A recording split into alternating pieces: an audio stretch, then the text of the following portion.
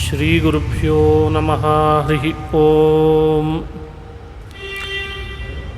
ಜನ್ಮಾದ್ಯಸ್ಯ ಯತೋನ್ವಯಾದಿತರತಶ್ಚಾರ್ಥೇಷ್ವಭಿಜ್ಞಸ್ವರಾಟ್ ತೇನೇ ಬ್ರಹ್ಮಹೃದಾಯಾದಿಕವಯೇ ಮುಹ್ಯಂತಿ M ಸೂರಯಃ ತೇಜೋ ವಾರ್ಯಮೃದಾಂ ಯಥಾ ವಿನಿಮಯೋ ಯತ್ರ ತ್ರಿಸರ್ಗೋ ಮೃಷಾ ಧಾಮ್ನಾ ಸ್ವೇನ ಸದಾ ನಿರಸ್ತಕುಹಕಂ ಸತ್ಯಂ ಪರಂ ಧೀಮಹಿ ಸೃಷ್ಟಿಸ್ಥಿತ್ಯಪ್ಯಯೇಹ ನಿಯತಿದೃಶಿತಮೋ ಬಂಧಮೋಕ್ಷಾಶ್ಚ ಯಸ್ಮಾತ್ ಅಸ್ಯ ಶ್ರೀ ಬ್ರಹ್ಮರುದ್ರ ಪ್ರಭೃತಿಸುರನರದ್ವೀಷಶತ್ರುತ್ಮಕಸ್ಯ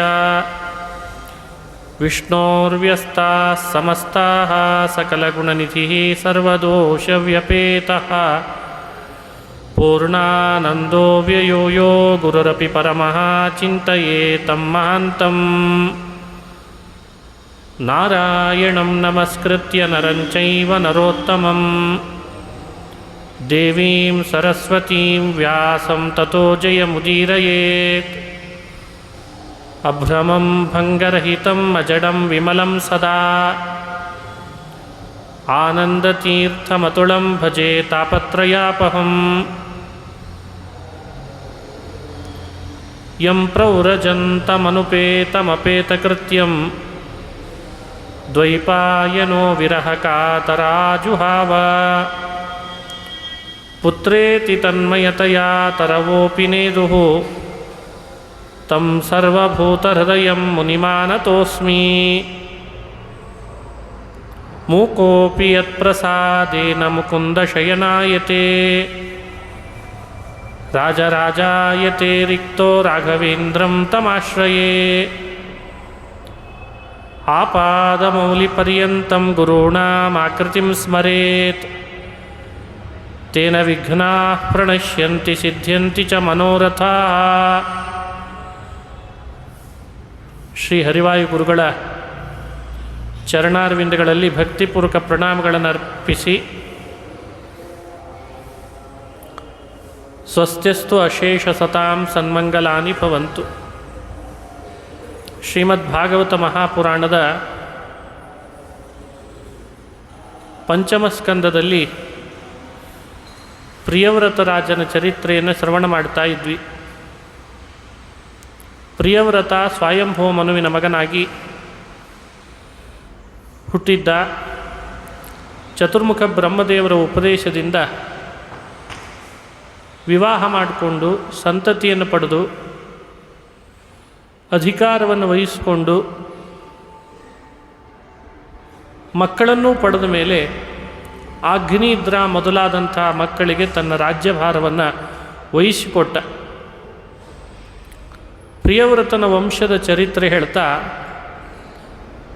ಆ ವಂಶದಲ್ಲಿ ನಾಭಿ ಅಂತ ಒಬ್ಬ ರಾಜ. ಮಕ್ಕಳಾಗಿರಲಿಲ್ಲ ಆತನಿಗೆ.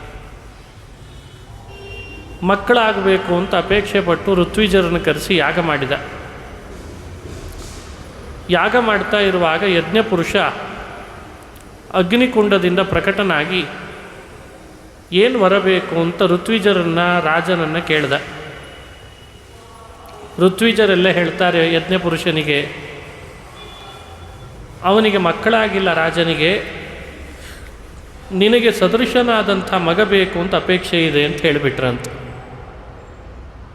ಭಗವಂತ ಹೇಳ್ತಾನೆ, ನನಗೆ ಸದೃಶ ನಾನೇ, ಇನ್ನೊಬ್ಬರು ಇಲ್ಲ ಅಂತಾನೆ. ಋತ್ವಿಜರೇ, ನಿಮ್ಮ ಬಾಯಲ್ಲಿ ಬಂದದ್ದು ಸುಳ್ಳಾಗಬಾರ್ದು. ಯಾಕೆ? ನೀವೆಲ್ಲ ನನ್ನ ಮುಖಸ್ಥಾನದಲ್ಲಿ ಇದ್ದೀರಿ, ಮುಖದಿಂದ ಹುಟ್ಟಿದವರು. ಬ್ರಾಹ್ಮಣೋಸ್ಯ ಮುಖಮಾಸೀತ್ ಬಾಹುರಾಜನ್ಯಕೃತಃ. ನೀವು ಮುಖದಿಂದ ಜನ್ಮ ತಳೆದವರು, ನಿಮ್ಮ ಮುಖದಿಂದ ಬಂದದ್ದು ಸುಳ್ಳಾಗಬಾರ್ದು. ಹಾಗಾಗಿ ನಾನೇ ನನಗೆ ಸದೃಶನಾದ್ದರಿಂದ ಯಜ್ಞದ ಪ್ರಭಾವಕ್ಕೆ ಪ್ರೀತನಾಗಿ ಭಗವಂತ ಆ ನಾಭಿರಾಜನ ಮಗನಾಗಿ ಹುಟ್ಟಿದ. ನಾಭಿರಾಜನಿಗೆ ಮೇರುದೇವಿ ಅಂತ ಪತ್ನಿ. ಅಲ್ಲಿ ಭಗವಂತ ಅವತಾರ ಮಾಡಿದ. ಋಷಭ ಅಂತ ಅವನಿಗೆ ನಾಮಕರಣ ಮಾಡಿದರಂತೆ.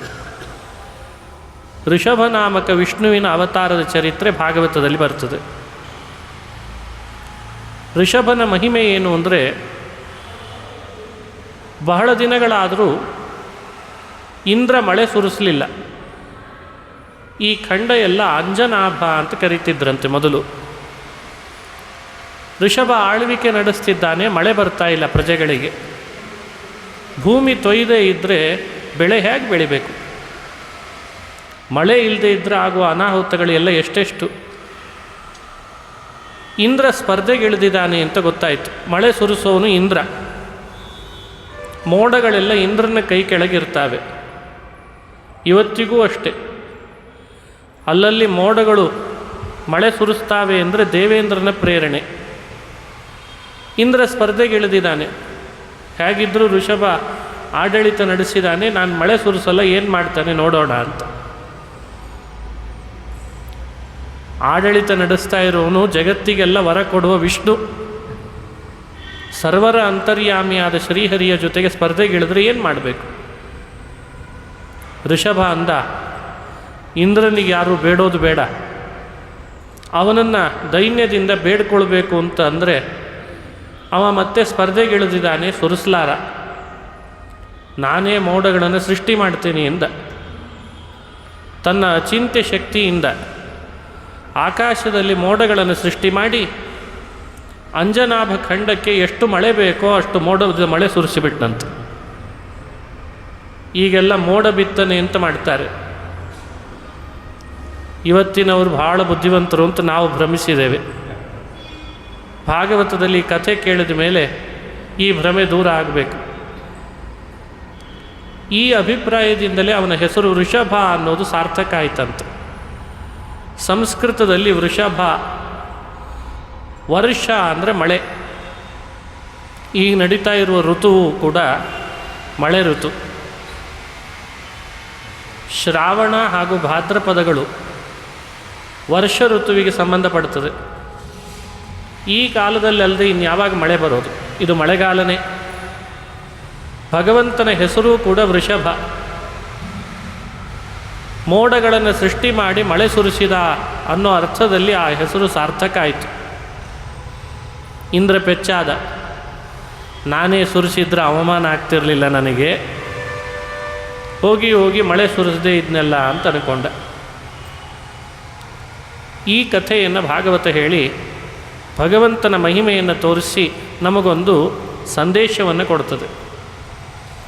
ಭಗವಂತ ಬರೀ ಮಳೆ ಸುರಿಸೋನಷ್ಟೇ ಅಲ್ಲ, ಭಕ್ತರು ಕೇಳಿದಾಗ ವರಗಳನ್ನು ಮಳೆಯಂತೆ ಸುರಿಸ್ತಾನೆ. ಅದಕ್ಕೂ ವೃಷಭ ಅಂತ ಹೆಸರು. ನೀವು ಬಯಸಿಲ್ಲ ಅಷ್ಟೇ, ಹೇಗೆ ಬಯಸಬೇಕೋ, ಹೇಗೆ ಶ್ರದ್ಧೆಯಿಂದ ಕೇಳಬೇಕೋ ಹಾಗೆ ಕೇಳಿಲ್ಲ. ಅಷ್ಟು ಶ್ರದ್ಧೆಯಿಂದ ನನ್ನನ್ನು ಕೇಳಿದರೆ ಬರೀ ಮಳೆ ಅಲ್ಲ, ವರಗಳನ್ನು ಸುರಿಸ್ತೇನೆ ಅಂತ ಸಂದೇಶವನ್ನು ಕೊಟ್ಟ. ಹೀಗೆ ವೃಷಭಾವತಾರದ ಚರಿತ್ರೆ ಭಾಗವತದಲ್ಲಿ ಬಂದದ್ದನ್ನು ತಿಳಿಬೇಕು. ಅದೇ ರೀತಿ ಋಷಭ ನಾಮಕ ಪರಮಾತ್ಮನಿಗೆ ಜಯಂತಿ ಅಂತ ಪತ್ನಿ. ಜಯಂತಿ ದೇವಿಯಲ್ಲಿ ಒಂದು 100 ಜನ ಮಕ್ಕಳನ್ನು ಪಡೆದ. ಆ 100 ಜನ ಮಕ್ಕಳಿಗೆ ಮೊದಲನೆಯವನು ಭರತ ಅಂತಿದ್ದ. ಭರತನೇ ಈ ಭೂಮಿಯನ್ನು, ಈ ಭೂಖಂಡವನ್ನು ಆಳಿದ್ದರಿಂದ ಈ ಖಂಡ ಭಾಗಕ್ಕೆ ಭಾರತ ಅಂತ ಹೆಸರು ಬಂತು. ಋಷಭನ ಮಗ ಈ ಭೂಮಿಯನ್ನು ಆಳಿದ. ಪೂರ್ವದಲ್ಲಿ ಅಂಜನಾಭ ಅಂತ ಹೆಸರಿತ್ತು. ಇವನು ಆಳ್ವಿಕೆ ನಡೆಸಿದ್ರಿಂದ ಭಾರತ ಅಂತ ಹೆಸರು ಪಡ್ಕೊಂಡುದು.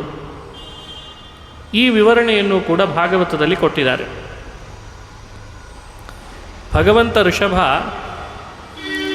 ಒಂದು ಸ್ಥಳದಲ್ಲಿ ಕುಳಿತು ಈ 100 ಜನ ಮಕ್ಕಳಿಗೆ ಬುದ್ಧಿವಾದ ಹೇಳಿದ. ಅದನ್ನು ಋಷಭ ಗೀತೆ ಅಂತ ಕರೀತಾರೆ.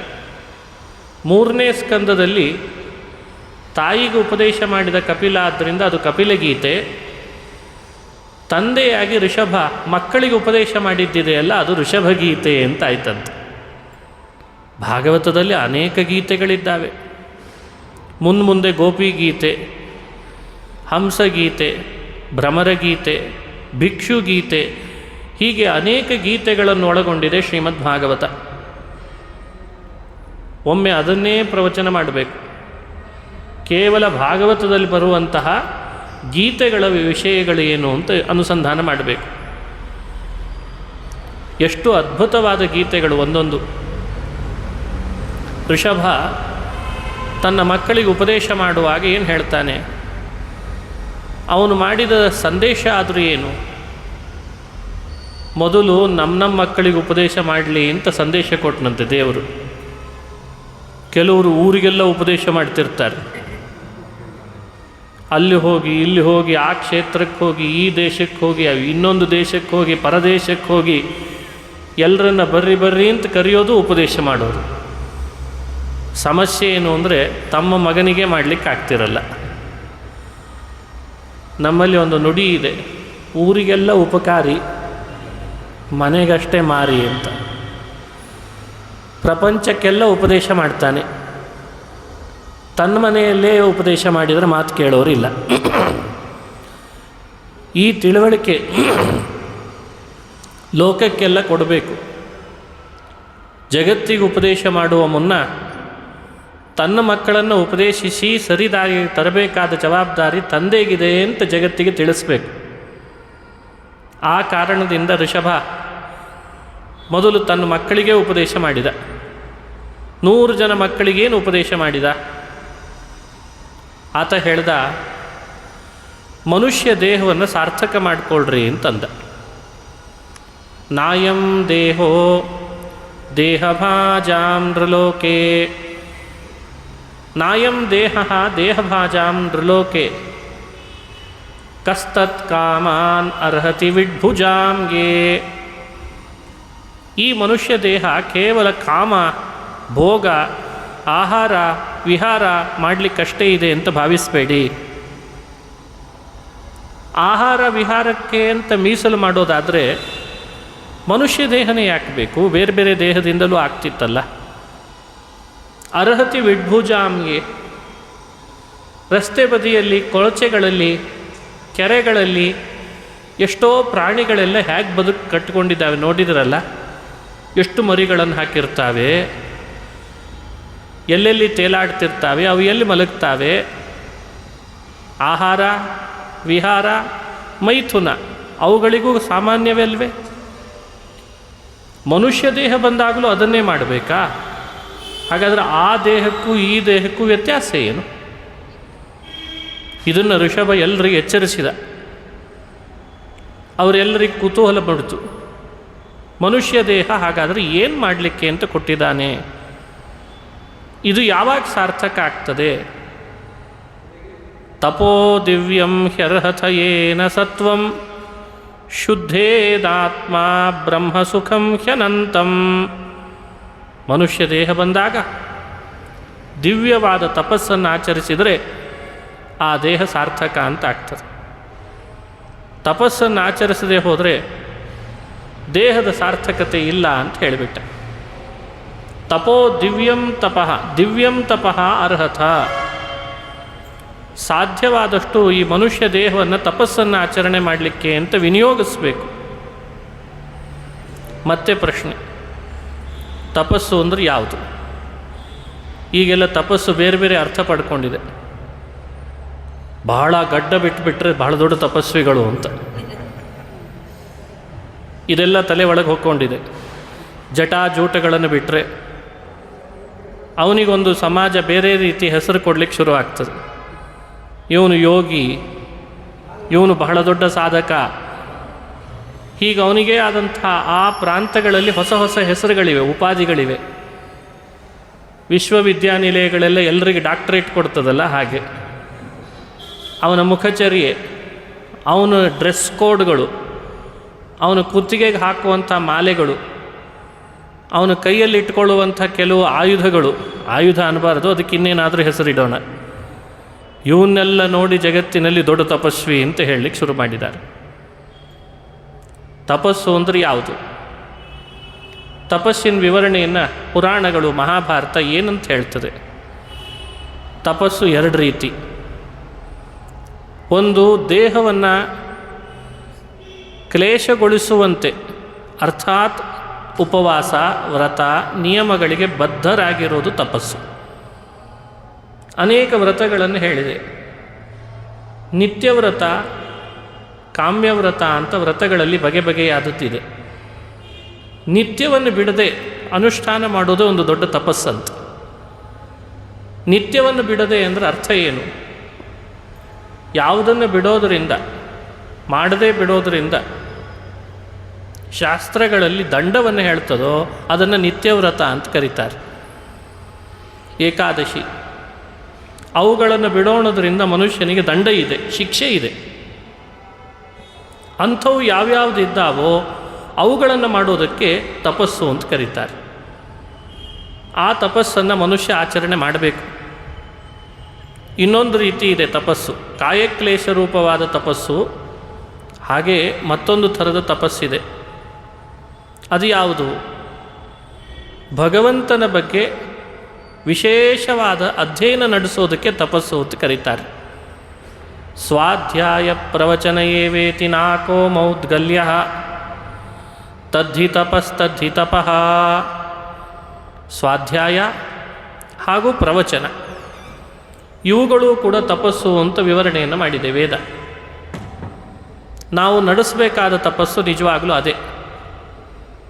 ಸಮಯ ಮೀಸಲಿಟ್ಟು ಒಂದಿಷ್ಟು ಅಧ್ಯಯನ ಮಾಡಬೇಕು.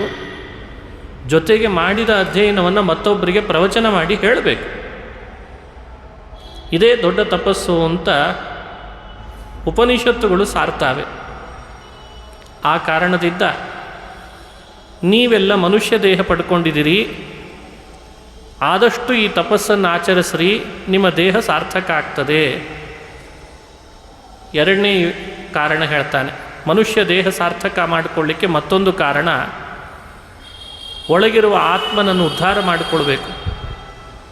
ಆತ್ಮೋದ್ಧಾರ ಮಾಡಿಕೊಳ್ಳಿಕ್ಕೆ ನಿಮ್ಮಿಂದ ಭಾಗವತ ಧರ್ಮದ ಅನುಷ್ಠಾನ ನಡೀಲಿ ಅಂತಾನೆ. ಭಾಗವತ ಧರ್ಮಾನುಷ್ಠಾನ ನಡೀದೇ ಇದ್ದರೆ ಈ ದೇಹವೇ ವ್ಯರ್ಥ ಅಂತ ಆಗಿಬಿಡ್ತದೆ. ಭಾಗವತ ಧರ್ಮಾನುಷ್ಠಾನ ಅಂದರೆ ಏನು ಅಂತ ಕೇಳಿದರು ಅವರು. ಮಹಾತ್ಮರನ್ನು ಸೇವೆ ಮಾಡ್ತಾ ಇರೋದು ಭಾಗವತದ ಧರ್ಮಾನುಷ್ಠಾನ ಅಂದ. ಮಹತ್ ಸೇವಾಂ ದ್ವಾರಮಾಹುರ್ವಿಮುಕ್ತೇ ತಮೋದ್ವಾರಂ ಯೋಷಿತಾಂ ಸಂಗಿಸಂಗಂ ಮಹಾಂತಸ್ಥೆ ಸಮಚಿತ್ತಾ ಪ್ರಶಾಂತಾಃ ಕಿಮನ್ಯವಃ ಸುಹೃದಃ ಸಾಧವೋ ಯೇ ವಿಮನ್ಯವಃ ಸುಹೃದಃ ಸಾಧವೋ ಯೇ. ಮಹತ್ ಸೇವಾಂ ದ್ವಾರಮಾಹುಃ. ಋಷಭ ಹೇಳ್ತಾನೆ, ಮೋಕ್ಷದ ಬಾಗಿಲನ್ನು ನಾನು ಭೂಮಿಯ ಮೇಲಿಟ್ಟಿದ್ದೇನೆ ಅಂತಾನೆ ದೇವರು. ಮೋಕ್ಷಕ್ಕೆ ಹೋದರೆ ಮೋಕ್ಷದ ಬಾಗಿಲು ಸಿಗಲ್ಲ, ಅದು ಭೂಮಿಯಲ್ಲಿದೆ ಅಂತೆ. ಎಲ್ಲಿದೆ? ಯಾರ್ಯಾರು ಮಹಾತ್ಮರು ಅಂತಿದ್ದಾರೋ ಅವರ ಸೇವೆನೇ ಮೋಕ್ಷದ ಬಾಗಿಲು ಅಂತ ಹೇಳಿದ. ವಿಮುಕ್ತೇ ದ್ವಾರಂ ಮಹತ್ ಸೇವಾಂ ಆಹುಹು. ದೊಡ್ಡವರನ್ನು ಸೇವೆ ಮಾಡೋದಿದೆಯಲ್ಲ ಅದು ಮುಕ್ತಿಯ ಬಾಗಿಲು ಅಂತ ಹೇಳಿದ್ದಾರೆ, ಮೋಕ್ಷದ ಬಾಗಿಲು. ದುರ್ಜನರ ಜೊತೆಯಲ್ಲಿ ಕೂಡೋದಿದೆಯಲ್ಲ ಅದೇ ನರಕದ ಬಾಗಿಲು. ಎರಡೂ ಭೂಮಿ ಮೇಲೆ ಇದೆ ಅಂತ. ನೀನು ದೊಡ್ಡವರ ಸೇವೆಯಲ್ಲಿ ತೊಡಗಿದೆಯಾ, ಮುಕ್ತಿಯ ಬಾಗಿಲಿಗೆ ಸೇರಿದಿ ಅಂತ ಅರ್ಥ. ದುರ್ಜನರ ಜೊತೆ ಕೂಡಿದೆಯಾ, ಹಾಗಾದರೆ ನರಕದ ಬಾಗಿಲಿಗೆ ಸೇರಿದಿ ಅಂತ ವಿವರಣೆ ಮಾಡ್ತಾನೆ. ಹಾಗಾಗಿ ಮಹಾತ್ಮರ ಸೇವೆ ಮಾಡಬೇಕು, ಅಲ್ಲಿಯೂ ದೇಹ ಸಾರ್ಥಕತೆ ಇದೆ. ಮಹಾತ್ಮರಂದ್ರೆ ಯಾರು? ಮಹಾಂತಸ್ಥೆ ಕಿಂ ನೋಡಿ ಸಮಚಿತ್ತ ಪ್ರಶಾಂತ. ಸಮಚಿತ್ತರಾಗಿರ್ತಾರೆ. ಸುಖವಾಗಲಿ ದುಃಖವಾಗಲಿ ಎರಡನ್ನೂ ಪರಮಾತ್ಮ ಕೊಟ್ಟದ್ದು ಅಂತ ಸಮವಾಗಿ ಅನುಭವಿಸ್ತಾರೆ. ಸುಖ ಕೊಟ್ಟಾಗ ಬೇಕು ಬೇಕು ಅಂತ ಅಭಿಲಾಷೆ ಪಡಲ್ಲ, ದುಃಖ ಕೊಟ್ಟ ಕೂಡಲೇ ಬೇಡ ಬೇಡ ಅಂತ ಅನ್ನಲ್ಲ. ಸುಖ ಕೊಟ್ಟಾಗ ಎಷ್ಟು ಆದರವೋ ದುಃಖ ಕೊಟ್ಟಾಗಲೂ ಅದೇ ಆದರವನ್ನು ಮಾಡ್ತಾರಂತ. ಅವರಿಗೆ ಸಮಚಿತ್ತರು ಅಂತ ಕರೀತಾರೆ. ಎರಡೂ ಬರಲಿ, ಲಾಭ ಬಂದಾಗ ಏನು ಆದರವೋ ಅದೇ ರೀತಿ ನಷ್ಟ ಆದಾಗಲೂ ಇರ್ತಾರಂತೆ. ಹೀಗೆ ಲಾಭ ನಷ್ಟ, ಜಯ ಅಪಜಯ, ಸುಖ ದುಃಖ, ಈ ದ್ವಂದ್ವಗಳಲ್ಲಿ ಸ್ವಲ್ಪವೂ ವ್ಯತ್ಯಾಸ ಮಾಡದೆ ಅದನ್ನು ಆದರ ಮಾಡಿಕೊಳ್ತಾರಲ್ಲ ಅವರಿಗೆ ಸಮಚಿತ್ತರು ಅಂತ ಕರೀತಾರೆ. ನಮ್ಮಲ್ಲಿ ಆ ಭಾವನೆ ಬರಬೇಕು. ಮಹಾತ್ಮರ ಜೊತೆಗಿದ್ದರೆ ಅದು ಬರಲಿಕ್ಕೆ ಸಾಧ್ಯ. ನಮಗಷ್ಟು ಟ್ರೈನಿಂಗ್ ಆಗಿರಲ್ಲ. ಈಗ ಸ್ವಲ್ಪ ಏನೋ ಸಂತೋಷದ ವಾರ್ತೆ ಕೇಳಿದರೆ ಖುಷಿಯೋ ಖುಷಿ, ಏನು ಚೆನ್ನಾಗಾಯಿತು ಅಂತ ಕುಣಿಸ್ತಾನೆ, ಎಕ್ಸೈಟ್ ಆಗ್ತಾನೆ. ಸ್ವಲ್ಪ ದುಃಖ ಇನ್ನೂ ಬಂದಿರಲ್ಲ, ಫೋನಲ್ಲಿ ಹೇಳಿರ್ತಾರಷ್ಟೆ, ಅಷ್ಟಕ್ಕೆ ಏನೆಲ್ಲ ಆಗಿಬಿಡ್ತಾನೆ ಕುಗ್ಗಿ, ಎಂಥ ದುಃಖ ಬಂತು ಅಂತ. ಆದರೆ ಸಮಚಿತ್ತರಾಗಬೇಕು ಅಂತ ಭಾಗವತ ಹೇಳ್ತದೆ. ಪ್ರಶಾಂತಾಃ ವಿಮನ್ಯವಃ, ಪ್ರಶಾಂತರಾಗಬೇಕು. ಪ್ರಶಾಂತ ಅಂದ್ರೆ ಅರ್ಥ ಏನು? ಶಮೋ ಮನ್ನಿಷ್ಠತಾ ಬುದ್ಧೇ, ಬುದ್ಧಿ ಭಗವಂತನಲ್ಲಿ ಸ್ಥಿರಗೊಳಿಸೋದಕ್ಕೆ ಪ್ರಶಾಂತ ಅಂತ ಕರೀತಾರೆ. ನಮ್ಮ ಬುದ್ಧಿ ದೇವರಲ್ಲಿ ಸ್ಥಿರವಾಗಿದೆಯಾ? ಮಹಾತ್ಮರ ಬುದ್ಧಿ ದೇವರಲ್ಲಿ ಸ್ಥಿರ ಆಗಿರ್ತದೆ, ಅದಕ್ಕೆ ಅವರು ಮಹಾತ್ಮರು ಅಂತಾಗಿರ್ತಾರೆ. ಯಾವುದೇ ಘಟನೆ ನಡೀಲಿ, ದೇವರಿದ್ದಾನೆ ಕಾಪಾಡ್ತಾನೆ ಅಂತ ದೇವರ ಮೇಲೆ ಹಾಕ್ತಾರೆ. ಅದು ಒಳ್ಳೆಯದಾಗಲಿ ಕೆಟ್ಟದ್ದಾಗಲಿ, ಲಾಭ ಆಗಲಿ, ಇನ್ನೊಬ್ಬರಿಂದ ಅವಮಾನ ಆಗಲಿ ಅಥವಾ ಸನ್ಮಾನ ಆಗಲಿ, ಮನೆ ದೊರಕಲಿ ಮನೆ ದೊರೆಯದೇ ಇರಲಿ, ಊಟ ಸಿಗಲಿ ಸಿಗದೇ ಇರಲಿ, ಅವನಿದ್ದಾನೆ, ರಕ್ಷಣೆ ಮಾಡ್ತಾನೆ. ಉದ್ವೇಗಕ್ಕೆ ಹೋಗಲ್ಲ, ಪ್ರಶಾಂತ. ಇಂಥವರನ್ನು ಮಹಾತ್ಮರು ಅಂತ ಗುರುತಿಸು. ವಿಮನ್ಯವಃ, ಯಾರು ಮನ್ಯುವನ್ನು ದೂರ ಮಾಡಿಕೊಂಡಿರ್ತಾರೋ ಅವರು ಸಜ್ಜನರು.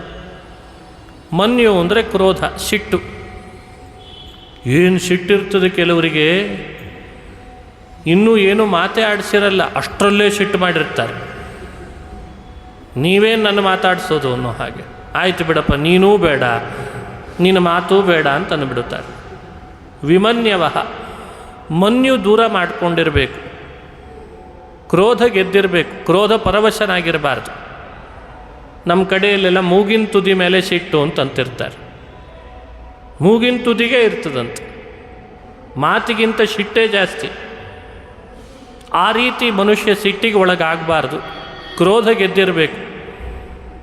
ಸುಹೃದ ಸಾಧವ, ಸಜ್ಜನ ಸಮೂಹಕ್ಕೆ ಯಾವುದರ ಬಯಕೆ ಇಲ್ಲದೆ, ಅವರಿಂದ ಪ್ರಯೋಜನದ ಅಪೇಕ್ಷೆ ಇಲ್ಲದೆ, ಪ್ರತಿ ಉಪಕಾರದ ಆಸೆ ಇಲ್ಲದೆ ಉಪಕಾರ ಮಾಡ್ತಾ ಇರಬೇಕಂತ. ನದಿಗಳು ಹರಿತಾವೆ, ನಮ್ಮಿಂದ ಏನು ಅಪೇಕ್ಷೆ ಪಡ್ತಾವೆ? ಪ್ರತ್ಯುಪಕಾರದ ಅಪೇಕ್ಷೆ ನದಿಗಳಿಗಿಲ್ಲ. ಮರ ಗಿಡಗಳೆಲ್ಲ ಹಣ್ಣು ಬಿಡ್ತಾವೆ, ನಮ್ಮಿಂದ ಏನು ಅಪೇಕ್ಷೆ ಪಡ್ತಾವೆ? ಅವು ಬಿಡ್ತಾನೇ ಇದ್ದಾವೆ. ವಹಂತಿ ನದ್ಯಃ ಫಲಂತಿ ವೃಕ್ಷಾಃ, ಮೋಡಗಳು ಮಳೆ ಸುರಿಸ್ತಾವೆ, ನಾವೇನು ಕೊಡಬೇಕಾಗಿದೆ ಅವಕ್ಕೆ? ಅವುಗಳು ಹೇಗೆ ಪ್ರತ್ಯುಪಕಾರದ ಆಸೆ ಇಲ್ಲದೆ ಸಮಾಜಕ್ಕೆ ನಿರಂತರ ತಮ್ಮಿಂದ ಆದದ್ದನ್ನು ಮಾಡ್ತಾನೇ ಇದ್ದಾವೆ. ಸಜ್ಜನರು ಹಾಗೇ ಇರ್ತಾರಂತೆ. ಯಾವ ರೀತಿ ಪ್ರತ್ಯುಪಕಾರದ ಆಸೆ ಇಲ್ಲದೆ ಅವರು ಮಾತ್ರ ಉಪಕಾರ ಮಾಡ್ತಾ ಇರ್ತಾರಲ್ಲ, ಅವರನ್ನು ಮಹಾತ್ಮರು ಅಂತ ಗುರುತಿಸು. ಇದು ಭಾಗವತದಲ್ಲಿ ಹೇಳಿರುವ ಮಾತಿನ ಅಭಿಪ್ರಾಯ. ಮಹಾಂತಸ್ತೆ ಸಮಚಿತ್ತಾ ಪ್ರಶಾಂತಾ ವಿಮನ್ಯವಃ ಸುಹೃದ ಸಾಧವೋ ಯೇ, ಅವರನ್ನು ಮಹಾತ್ಮರು ಅಂತ ಕರೀತಾರೆ. ಹೀಗೆ ಮಹಾತ್ಮರ ವಿವರಣೆಯನ್ನು ಭಾಗವತ ಬಹಳ ಸ್ಪಷ್ಟವಾಗಿ ಅನುಸಂಧಾನ ಮಾಡಿಸ್ತದೆ. ಪ್ರಶಾಂತಾ ವಿಮನ್ಯವಃ ಸುಹೃದಃ ಸಾಧವಃ, ಇದನ್ನು ಅರ್ಥೈಸ್ಕೊಳ್ಳಿ. ಇವರು ಎಲ್ಲರೂ ಸಿಕ್ಕರೂ ಸೇವೆ ಮಾಡಿರಿ. ಇದು ಮತ್ತೊಂದು ಮಾತು ಋಷಭ ತನ್ನ ಮಕ್ಕಳಿಗೆ ಉಪದೇಶ ಮಾಡಿದ. ಭಾಗವತ ಧರ್ಮವನ್ನು ಅಚಲವಾಗಿ ಮನುಷ್ಯ ವಿಶ್ವಾಸ ಮಾಡಿ ನಡೀತಿರಬೇಕು. ಭಾಗವತ ಧರ್ಮವನ್ನು ಅಚಲವಾಗಿ ವಿಶ್ವಾಸ ಮಾಡಿ ನಡೆಯುವಾಗ ಕೆಲವೊಮ್ಮೆ ಕೆಲವರು ಅದನ್ನು ಬಿಡಿಸ್ಲಿಕ್ಕೆ ಪ್ರಯತ್ನ ಪಡ್ತಾರೆ. ಋಷಭ ಹೇಳ್ದ, ಯಾರಾದರೂ ಬಿಡಿಸ್ಲಿಕ್ಕೆ ಪ್ರಯತ್ನ ಪಟ್ಟರೆ ನೀವು ಬಿಡಬೇಡ್ರಿ ಅಂತಂದ ಧರ್ಮವನ್ನು. ಈ ಧರ್ಮದ ದಾರಿಯಲ್ಲಿ ಸಾಗುವಾಗಲೇ ಬಿಡಿಸೋರು ಜಾಸ್ತಿ. ನೀವು ಹಾಗೆ ಹೋಗಬೇಡಿ, ತುಂಬ ತಡವಾಗ್ತದೆ, ಹೀಗೆ ಹೋಗ್ರಿ ಅಂತ ಹೇಳ್ತಾರೆ. ಆ ದಾರಿ ನಮ್ದಿರಲ್ಲ. ಅವರು ಮಿಸ್ಗೈಡ್ ಮಾಡಿದ್ರಲ್ಲ ಅಂತ ನಾವು ಹೋಗ್ಲಿಕ್ಕೆ ಹೋಗ್ತೀವಿ. ಹೋದ ತಪ್ಪಿಗೆ ಎಲ್ಲಿ ಬೀಳಬಾರ್ದು ಅಲ್ಲಿ ಬೀಳ್ತೀವಿ. ಇದು ಬದುಕಿನಲ್ಲಿ ಆಗುವ ದುರಂತಗಳು. ಋಷಭ ಮೊದಲೇ ಹೇಳ್ದ, ನೀವು ಹೋಗುವ ದಾರಿ ಭಾಗವತ ಧರ್ಮದ್ದು ಅಂತಾಗಿರಲಿ. ಆ ಭಾಗವತ ಧರ್ಮದ ದಾರಿಯಲ್ಲಿ ಸಾಗುವಾಗ ಯಾರೇ ನಿಮ್ಮನ್ನು ಹೋಗಬೇಡ್ರಿ ಅಂತ ಕರೆದರೆ ಅವರನ್ನು ದೂರ ಸರಿಸಿಡ್ರಿ, ನೀವು ದಾರಿಯನ್ನು ಬಿಡಬೇಡ್ರಿ ಅಂತನ್ನಂತೆ ಮಕ್ಕಳಿಗೆ. ಪಿತಾ ನ ಸಸ್ಯಾತ್ ಜನನೀ ನ ಸಾ ಸ್ಯಾತ್, ಬಂಧುರ್ನ ಸಸ್ಯಾತ್ ಜನಕೋ ನ ಸಸ್ಯಾತ್, ನಮೋಚಯೇದ್ಯ ಸಮುಪೇತ ಮೃತ್ಯುಂ. ಮೃತ್ಯು ನಮ್ಮ ತಲೆ ಮೇಲೆ ಓಡಾಡ್ತಾ ಇರ್ತದೆ. ಯಾವಾಗ ಬೇಕಾದರೂ ಮರಣ ಬರ್ಬೋದು. ಆ ಮೃತ್ಯುವಿನ ಪಾಶಕ್ಕೆ ಸಿಲುಕಬಾರ್ದು, ಅಮರರಾಗಬೇಕು ಅಂತ ಆಸೆ ಇದೆ ಅಂದರೆ ಭಾಗವತ ಧರ್ಮದ ದಾರಿಯಿಂದ ಜಾರಬಾರ್ದು. ಯಾರಾದರೂ ಬಲವಂತದಿಂದ ನಮ್ಮನ್ನು ಜಾರಿಸ್ತಾರೆ ಅಂದರೂ ಅವರು ಎಂಥ ಸಂಬಂಧಿಗಳಾದರೂ ನಾವು ಅವರನ್ನು ದೂರ ಇಡಬೇಕಂತ. ತಂದೆಗೆ ಹೇಳಿಬಿಡಬೇಕು, ನೀನು ನಿಜವಾದ ನನ್ನ ತಂದೆ ಅಂತಾದರೆ ಭಾಗವತ ಧರ್ಮದಲ್ಲಿ ನನ್ನನ್ನು ಹೋಗ್ಲಿಕ್ಕೆ ಬಿಡು. ತಾಯಿ, ನೀ ನಿಜವಾದ ನನ್ನ ತಾಯಿ ಅಂತಾಗಿದ್ದರೆ ನೀನೂ ಬಾ, ನಿನಗೆ ಬರಲಿಕ್ಕಾಗದಿದ್ರೆ ಬಿಟ್ಬಿಡು, ನನ್ನಂದ್ರೂ ಭಾಗವತ ಧರ್ಮದ ದಾರಿಯಲ್ಲಿ ಹೋಗ್ಲಿಕ್ಕೆ ಬಿಡು. ಜನನೀನ ಸಾಸ್ಯಾತ್, ಅವಳು ತಾಯಿ ಅಲ್ಲ, ಅವನು ತಂದೆ ಅಲ್ಲ, ಅವನು ಅಣ್ಣ ಅಲ್ಲ, ಅವನು ಬಂಧುವೇ ಅಲ್ಲ. ನಮಗೆ ಮೃತ್ಯುಪಾಶ ಹಾಕಿ ಎಳೆದು ಒಯ್ಯುವಾಗ ನಮ್ಮನ್ನು ರಕ್ಷಿಸಲಿಕ್ಕೆ ಅಂತ ಇರೋದು ಭಾಗವತದ ಧರ್ಮ. ಅದನ್ನು ಮಾಡುವಾಗ ಅವರೆಲ್ಲ ತಡಿತಾರೆ ಅಂದರೆ ಅವರು ಯಾರೂ ಅಲ್ಲ ನಮಗೆ ಅಂತ ಭಾವಿಸ್ಬೇಕಂತ. ಸ್ನೇಹಿತರಲ್ಲ. ಎಂಥ ಮಾತನ್ನು ಹೇಳಿದ. ತಂದೆ ತಾಯಿ ಬಂಧು ಬಳಗ ಇವರನ್ನು ದೂರೋದು ಋಷಭನ ಉದ್ದೇಶ ಅಲ್ಲ. ಋಷಭನ ಮಾತಿನ ಅಭಿಪ್ರಾಯ ಭಾಗವತ ಧರ್ಮ ಮನುಷ್ಯನಿಗೆ ತಾರಕ ಅಂತ ಹೇಳಬೇಕು. ಅದನ್ನು ಯಾವ ಕಾರಣಕ್ಕೂ ನೀವು ಬಿಡಬೇಡ್ರಿ ಅಂತ ಉಪದೇಶ ಮಾಡೋದು ಉದ್ದೇಶ ಆಗಿತ್ತು.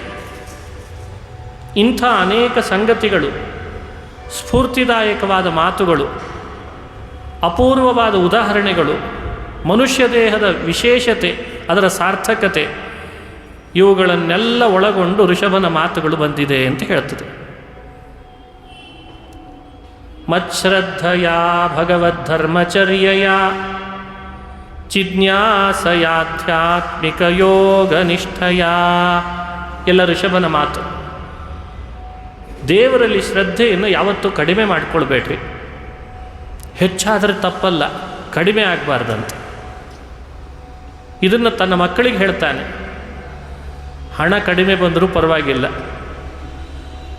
ನಿಮ್ಮ ಆಸ್ತಿ ಕಡಿಮೆ ಆದರೂ ಪರವಾಗಿಲ್ಲ, ಬೆಳೆ ಕಡಿಮೆ ಆದರೂ ಪರವಾಗಿಲ್ಲ, 4 ತುತ್ತು ಊಟ ಮಾಡುವಾಗ ಕಡಿಮೆ ಮಾಡಿದರೂ ಪರವಾಗಿಲ್ಲ, ದೇವರ ಬಗ್ಗೆ ಮಾತ್ರ ಶ್ರದ್ಧೆ ಕಡಿಮೆ ಮಾಡಿಕೊಳ್ಬೇಡಿ ಅಂತಾನೆ. ಮಚ್ಶ್ರದ್ಧಯ ಭಗವದ್ಧರ್ಮಚರ್ಯಯ. ಭಗವಂತನ ಧರ್ಮವನ್ನು, ಭಗವಂತನ ಪ್ರೀತಿಗಾಗಿ ಮಾಡುವ ಧರ್ಮದ ಆಚರಣೆಯನ್ನು ಯಾವತ್ತೂ ರಿಡ್ಯೂಸ್ ಮಾಡಬೇಡಿ, ಇನ್ಕ್ರೀಸ್ ಮಾಡಬೇಕು. ಉಳಿದೆಲ್ಲ ಕಡಿಮೆ ಆದರೆ ತಪ್ಪಿಲ್ಲ, ಆದರೆ ಭಾಗವತ ಧರ್ಮದ ಅನುಷ್ಠಾನ ಯಾವತ್ತೂ ಬರ್ತಾ ಹೆಚ್ಚಾಗಬೇಕಂತ. ಧರ್ಮಾಚರಣೆಯಲ್ಲಿ ಮನುಷ್ಯ ಕಡಿಮೆ ಆಯಿತು ಅಂತಾದರೆ ಅವನಿಗೆ ಸನ್ಮಾರ್ಗ ಸಿಕ್ಕಿಲ್ಲ ಸರಿಯಾಗಿ, ಅವನು ಉದ್ಧಾರ ಆಗಲಾರ ಅಂತ ಅರ್ಥ. ನನ್ನ ಪ್ರಾಣ ಬೇಕಂದರೆ ಕೊಟ್ಟೇನು, ಭಾಗವತ ಧರ್ಮಾನುಷ್ಠಾನ ಬಿಡ್ಲಾರೆ ಅಂತ ಅನ್ಬೇಕಂತ. ಜಿಜ್ಞಾಸಯಾಧ್ಯಾತ್ಮಿಕ ಯೋಗ ನಿಷ್ಠಯ. ಜಿಜ್ಞಾಸೆಯ ಕುತೂಹಲ ತಣಿಸಬಾರ್ದು. ಮನುಷ್ಯನಿಗೆ ಕುತೂಹಲ ಇರಬೇಕು. ಯಾವುದರೊಳಗೆ? ಭೌತಿಕ ಪ್ರಪಂಚದಲ್ಲೆಲ್ಲ, ಪರಬ್ರಹ್ಮನ ಬಗ್ಗೆ ತಿಳಿದುಕೊಳ್ಳೋದರಲ್ಲಿ. ಇನ್ನೂ ಏನೋ ಇದೆ, ಈ ವಿಷಯ ತಿಳಿತಲ್ಲ, ಇನ್ನೇನೋ ಇದೆಯಲ್ಲ, ಇನ್ಹ್ಯಾಗಿರಬೇಡ ಭಗವಂತ, ಇನ್ನೂ ಏನೋ ಇದೆ ಅವನ ಮಹಿಮೆಯಲ್ಲಿ ಅಂತ ಅಂತಿರ್ಬೇಕಂತ. ಇವೆಲ್ಲ ಇನ್ಕ್ರೀಸ್ ಆಗಬೇಕು, ಈ ವಿಷಯಗಳು ಕಡಿಮೆ ಆಗಬಾರ್ದು. ಹೀಗೆ ತನ್ನ ಮಕ್ಕಳಿಗೆ ಋಷಭ ಉಪದೇಶ ಮಾಡಿದ ಅಂತ ಭಾಗವತ ಹೇಳ್ತದೆ. ಯಾರು ಋಷಭಗೀತೆಯನ್ನು ಶ್ರವಣ ಮಾಡ್ತಾರೆ, ಋಷಭಗೀತೆಯನ್ನು ಚೆನ್ನಾಗಿ ವಿಮರ್ಶೆ ಮಾಡಿಕೊಳ್ತಾರೆ, ಅವರಿಗೇನು ಫಲ ಸಿಗ್ತದೆ? ಋಷಭ ಸ್ವಯಂ ಭಗವಂತ ದೇವರು ಹೇಳಿದ್ದಲ್ವೇ ತನ್ನ ಮಕ್ಕಳಿಗೆ, ಅವರು ಭಾಗವತ ಧರ್ಮ ಪರರಾಗ್ತಾರೆ. ಈ ಫಲವನ್ನು ಭಾಗವತ ಅನುಸಂಧಾನ ಮಾಡಿಸ್ತದೆ. ಇಷ್ಟೆಲ್ಲ ಉಪದೇಶ ಪಡೆದ ಭರತನ ಕಥೆಯನ್ನು ಹೇಳ್ತದೆ ಭಾಗವತ. ಆತನ 3 ಜನ್ಮದ ಕಥೆ ಹೇಳ್ತು. ಋಷಭನ ಮಗ ಭರತ, ಮೊದಲನೇ ಜನ್ಮ ಭರತ. 2ನೇ ಜನ್ಮದಲ್ಲಿ ಆತ ಜಿಂಕೆ ಆದ. 3ನೇ ಜನ್ಮದಲ್ಲಿ ಮತ್ತೆ ಮನುಷ್ಯನಾಗಿದ್ದ. ಮೊದಲು ಮನುಷ್ಯ, ಆಮೇಲೆ ಜಿಂಕೆ, ಮತ್ತೆ ಪುನಃ ಮನುಷ್ಯ. ಆಶ್ಚರ್ಯ ಆಗ್ತದೆ. ಅಲ್ಲ, ಋಷಭನ ಮಗ ಅಂತ ಹೇಳ್ತೀರಿ, ಜಿಂಕೆ ಆಗೋದೇ ಯಾಕೆ ಜಿಂಕೆ ಆದ? ಕುತೂಹಲ ಬಂತು. ಅದಕ್ಕೆ ವಿವರಣೆ ಮಾಡ್ತಾರೆ ಶುಕಾಚಾರ್ಯರು. ಅವನು ಅಧಿಕಾರ ಚೆನ್ನಾಗಿ ನಡೆಸಿದ, ಭೂಮಿಗೆ ಈ ಖಂಡಕ್ಕೆ ತನ್ನ ಹೆಸರು ಬರೋ ಹಾಗೆ ಮಾಡಿದ. ವಯಸ್ಸಾಯಿತು, ಮಕ್ಕಳಿಗೆ ರಾಜ್ಯ ಎಲ್ಲ ಒಪ್ಪಿಸಿ ಇನ್ನು ವನದಲ್ಲಿರೋಣ ಅಂತ ಗೆಡ್ಡೆ ಗೆಣಸುಗಳನ್ನು ತೆಗೆದುಕೊಂಡು ಭೋಗವನ್ನು ನಡೆಸದೆ ಭಗವಂತನ ಧ್ಯಾನದಲ್ಲಿ ಹೆಚ್ಚು ಕಾಲ ಕಳಿಬೇಕು ಅಂಥೇಳಿ ಒಂದು ಆಶ್ರಮಕ್ಕೆ ಬಂದ. ಪುಲಹ ಋಷಿಗಳ ಆಶ್ರಮದ ಹತ್ರ ಗಂಡಕಿ ನದಿ, ಚಕ್ರ ನದಿ ಅಂತ ನೇಪಾಳದಲ್ಲಿದೆ ಇವತ್ತು. ಅದನ್ನು ಚಕ್ರಿ ನದಿ ಅಂತ ಭಾಗವತ ಕರೆದಿದೆ. ಆಶ್ರಮದಲ್ಲಿ ವಾಸ ಮಾಡಿಕೊಂಡಿದ್ದ. ನದಿಯಲ್ಲಿ ಸ್ನಾನ ಮಾಡುವಾಗ ಒಂದು ಜಿಂಕೆ ಮರಿ ತೇಲಿಕೊಂಡು ಬಂತಂತೆ. ವಯಸ್ಸಾದ ಭರತನಿಗೆ ಜಿಂಕೆ ಮರಿ ಮೇಲೆ ಅದನ್ನು ಕಾಪಾಡಬೇಕು, ಅದನ್ನು ರಕ್ಷಿಸಬೇಕು ಅಂತ ಭಾವ ಮೂಡಿತು. ಸರಿ ಅಂತ ಆ ಜಿಂಕೆ ಮರಿ ಅಂತಂದು ಆಶ್ರಮದಲ್ಲಿ ಇಟ್ಕೊಂಡ. ಎಲ್ಲಿ ಹೋದರೂ ಜಿಂಕೆ ಜೊತೆಗೆ ಇರ್ತಿದ್ದ. ಪ್ರವಚನಕ್ಕೆ ಹೋದರೂ ಜಿಂಕೆ, ಊಟ ಮಾಡುವಾಗ ಜಿಂಕೆ, ಮಲಗುವಾಗ ಜಿಂಕೆ, ಸ್ನಾನಕ್ಕೆ ಹೋದರೆ ಜಿಂಕೆ, ಹೆಗಲ ಮೇಲೆ ಹೊರೋದು ಜಿಂಕೆಯನ್ನು ಕರ್ಕೊಂಡು ಅಡ್ಡಾಡೋದು. ಕುಳಿತರೂ ಜಿಂಕಿ, ನಿಂತರೂ ಜಿಂಕಿ, ಮಾತಾಡಿದರೆ ಜಿಂಕಿ, ಹೀಗೆ ಜಿಂಕೆಮಯ ಆಗಿಬಿಟ್ಟ.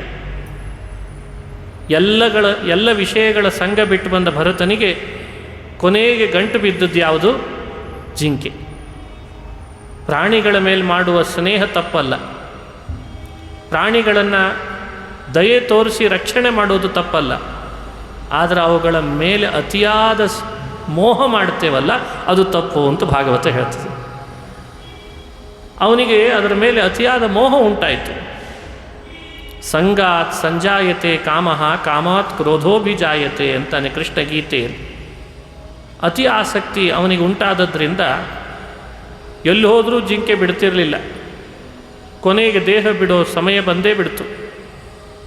ದೇಹ ಬಿಡ್ತಿದ್ದಾನೆ, ಜಿಂಕೆಯ ಮೇಲೆ ಗಮನ. ನಾನೇ ಸತ್ತೋದ್ರೆ ಜಿಂಕೆಯನ್ನು ಯಾರು ಕಾಪಾಡ್ತಾರೆ ಇನ್ನು?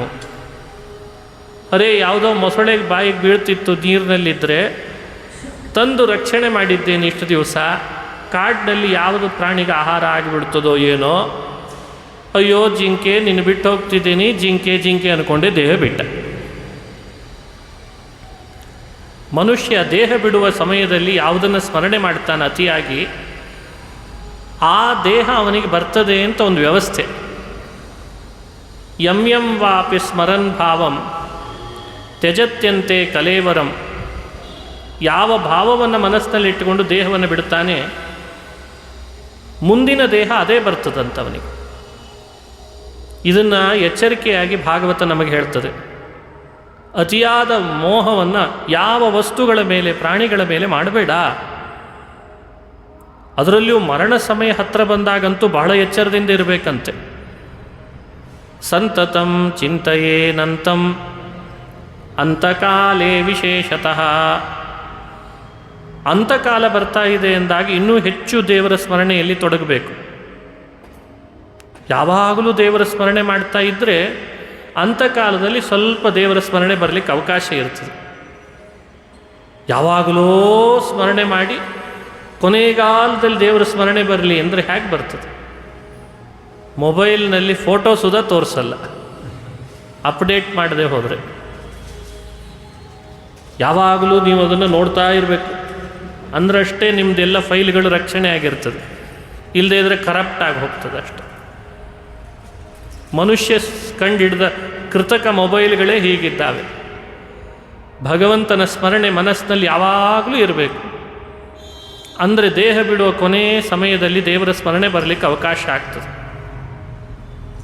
ಭರತ ಆ ಸಮಯದಲ್ಲಿ ಜಾರಿದ, ವಿಸ್ಮರಣೆಗೊಳಗಾದ, ಜಿಂಕೆಯ ಮೋಹಕ್ಕೆ ಜಿಂಕೆಯನ್ನೇ ನೆನಪಿಸಿ ಜಿಂಕೆಯಾಗಿ ಹುಟ್ಟುಬಿಟ್ಟ.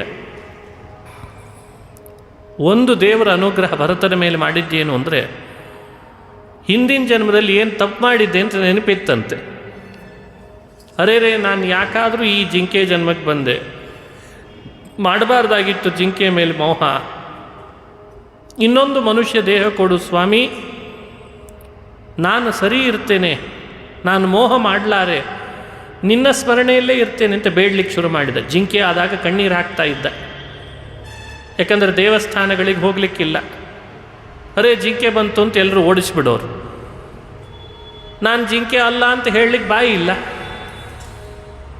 ಎಲ್ಲಾದರೂ ಸಜ್ಜನರು ಕುಳಿತಿದ್ರೆ ಅವರ ಸಮೂಹಕ್ಕೆ ಹೋಗೋಣ ಅಂದರೆ ಅರೇ ಜಿಂಕೆ ಬಂತು ಅಂತ ಓಡಿಸಿಬಿಡೋರು. ಅಲ್ಲಿಯೂ ಕೂಡೋ ಹಾಗಿಲ್ಲ, ಸತ್ಸಮೂಹದಲ್ಲಿ ಪಾಲ್ಗೊಳ್ಳೋ ಹಾಗಿಲ್ಲ, ದೇವರ ದರ್ಶನಕ್ಕೆ ದೇವಸ್ಥಾನಗಳಿಗೆ ಹೋಗೋ ಹಾಗಿಲ್ಲ.